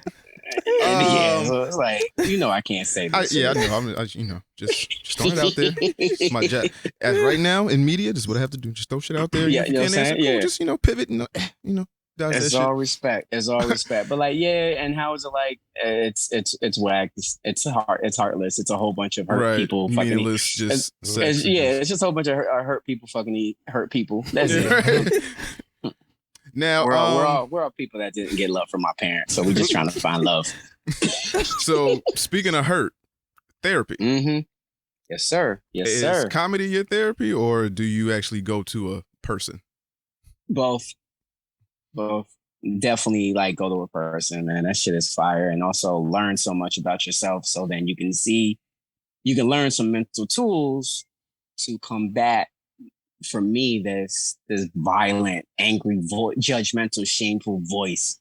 I feel like a lot of Black people have this voice. I can't be the only one where it's like we're such a judgmental, like shaming each other and judging each other, because that's how we came into this country, being judged and shamed through slavery. But it kind of passed on into our elders and it trickles down. So learning the mechanics of that and where that's coming from in therapy helped me unlock so much more material, much more of my heart, my brain. I think it's fascinating to show the vulnerability to yourself and to your homies and to a therapist. So I encourage y'all, man, if you can, like, just because then that's also going to help you tap into like really why you feel about things, and then you have more of a zoomed out perspective of like, oh, okay, 2 + 2 is 4. And I'm 4. I didn't know that shit. I thought I was 2. I've been the problem all along, and understanding like what you've been through and, those things that you experienced as a child was not okay. And it's good to get some healing from that. So yeah, therapy has been fire, man. It's really have been like life changing, really. Because therapy just came out in 2020. So I mean, yeah, kind of. Basically, it's fairly new. I mean, a lot of white people do it, but they do it. Them therapists just give them drugs. I think that's just another term for drug dealer. They always got some like drugs that this makes me not sad. This makes me happy. I'm like, nigga, I go to the weed man. We do not have no therapist giving us drug slips. The fuck? So, or niggas just go hard and be like, fuck it, I'm gonna do heroin. But anyway, like, yeah. I'm it's the final stage. Yeah, exactly. Final form. But yeah, so therapy's been fire. And like even the next album / special is gonna be more about like therapy and like the deep divings of my experience. Obviously through a black nerd scope. Right. Now are you working on next hour now? Yes, sir. Yes, sir. This one's gonna be the visual. And we're gonna definitely get some buyers. That's what I want to do. It's time for a visual. It's time for the visual. I'm not gonna do YouTube. I'm just gonna wait until I get a good buyer. And we got some good ones looking over the horizon. But first one is just to write the material and get it all together. So I'm figuring that out. Literally as we right. Literally as like yesterday I had 2 shows. I got 1 show tonight, just figuring some ideas out and shit like that, So yeah, I'm excited for the next one. And also currently promoting this one, and I'm glad to promote it on your platform. Word. So we definitely gonna put the word out there. So I'm gonna let you go. My nigga. Too long. My nigga. Final question. We speaking about specials. Do you have a top 5 favorite comedy specials from other comedians, not yourself? Oh, fuck yeah. Hell yeah. Oh, top 5. Okay. In no particular order. Okay, good. Richard Pryor, Live on the Sunset Strip. Wanda Sykes, I'ma Be Me. Okay. Martin, You So Crazy. I'ma tell him the truth. That's my shit. Fuck. I mean, oh yeah. Yeah. Cat Williams, Fenton Chronicles Part 1. And yeah, I gotta bring it. Fuck, no, this is hard. You see? They got down to 5. Like, oh my God, there's so many. I just forgot, Bigger and Blacker. Also Kill the Messenger, but also Killing Them Softly. Also, the one he was in San Francisco, that was one of my favorites. What's that Chappelle? For What It's Worth. For What It's Worth is I'll put it For What It's Worth up there. Fuck, Chris. I'm sorry, Chris. Shit. That's when he had that porn stash, right? For What It's Worth. I think so. He had the mustache. Yeah, and then he talked about like, where's job? Where's job? Yeah, okay. Classic. So it's time for me to get my special like that. I like to do the albums because I can get the audio out, like kind of like. I feel like I'm a SoundCloud stand-up nigga when I'm doing albums. Like, yeah, check out my album on SoundCloud, nigga, and also Apple Music. So I get to get my presence be felt, put out some work out there, and also I control it, which I like, and I want to, So then, so now I'm building for like the visual, and I might take some parts from the last album because I think some of the bits on this album play off way more better seeing the visual than audio. So I might pick from it. So yeah, bro, I'm excited, man. Thank y'all for having me, dog. Word, man. Appreciate you for coming through. So new album out now. Nore is on Spotify and Apple Music, I want to say. Just Apple Music, not Spotify, because Spotify got beef, man. They beefing with comics right now. So all right, cool. So it's on Apple Music right now. and my Bandcamp, and you can purchase the comic book as on my Bandcamp. Only available on my Bandcamp. Nore Davis. Where? Okay, so where else can everybody find you on the socials? Oh yeah, just Nore Davis, Twitter, Instagram, TikTok. That's just where all the jokes they're talking about. Just hit up my reels and you can watch them. They're all right there. Yeah, man, just feeding the algorithm. Word. So it's fire, man. I'm having fun with that too. So yeah. Yeah. So appreciate you for coming through, Nore. Good luck tonight. Good luck in your career. If we don't happen to speak again, hopefully we do. I'll shoot you the address. Yeah, no, we do, man. You got my email, send the address, and get out of that class. I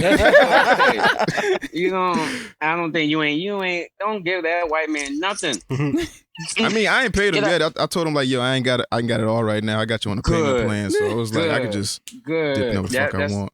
and just go on the open mic, bro, like a guest spot, and then just keep failing, my nigga, until you fly.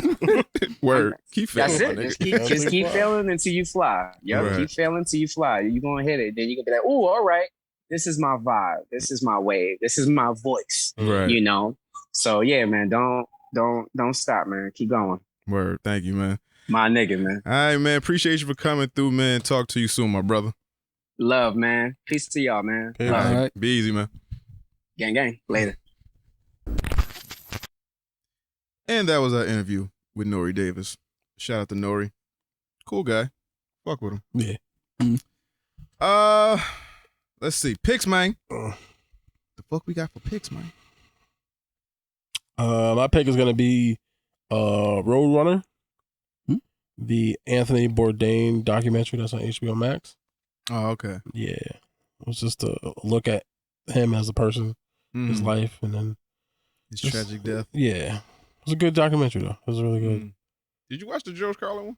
I started it, but I didn't finish. I was like, it's 2 episodes on that. Yeah, I might have got halfway through the first one. And if I had finished it, that might have been the one I picked, but I didn't finish it. Okay. Yeah. Bob Lob. Yep. What you got for picks, man? This is a thing on Netflix called Green Snake. Green Snake? Yeah. Okay. Yeah, it's kind of weird. It's I forgot who makes it. I think it's from China. There's a bunch of demons and shit in it. Kinda like Centipede might be. No, it's not like it's not that. No, I know it's not like that. It's on YouTube. But like, as soon as Asians make something, I just think of fucking. This is from 1993, nigga. Nah. A Chinese movie called Green Snake. Well, it's probably a lot of references of it. I'm pretty sure it's an old Chinese fable or something like that. But it's an animated movie on Netflix with demons with fox heads and boar heads and shit like that, and humans. No, I just found Green Snake on YouTube. They're kind of lit. A lot of Asian bitches and all they doing kung fu, nigga. Oh shit! Somebody got snatched. All these little bald heads. Why all these little Asian kids be bald? They be monks. Yeah. Oh shit! They just rescued Ranger out the shit. Fuck, man. They just crouching tiger, hidden dragon, swooshed out the fucking top of the roof. It's Morbin time. Now this little bald head boy's alone with some dead woman. Oh, she breathing. Don't send me away. I'll try my best to practice. Bitch, you dead. I'll listen to you. How you gonna listen to dead people? I don't know. That's the white dude from the movie.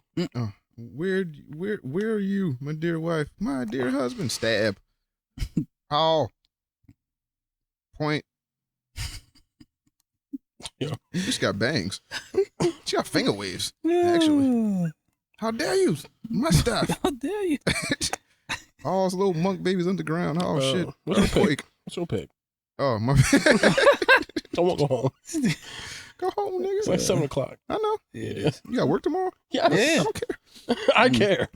My pick is it just happened to be named this, but it's Ali Sadiq's YouTube comedy special called The Domino Effect.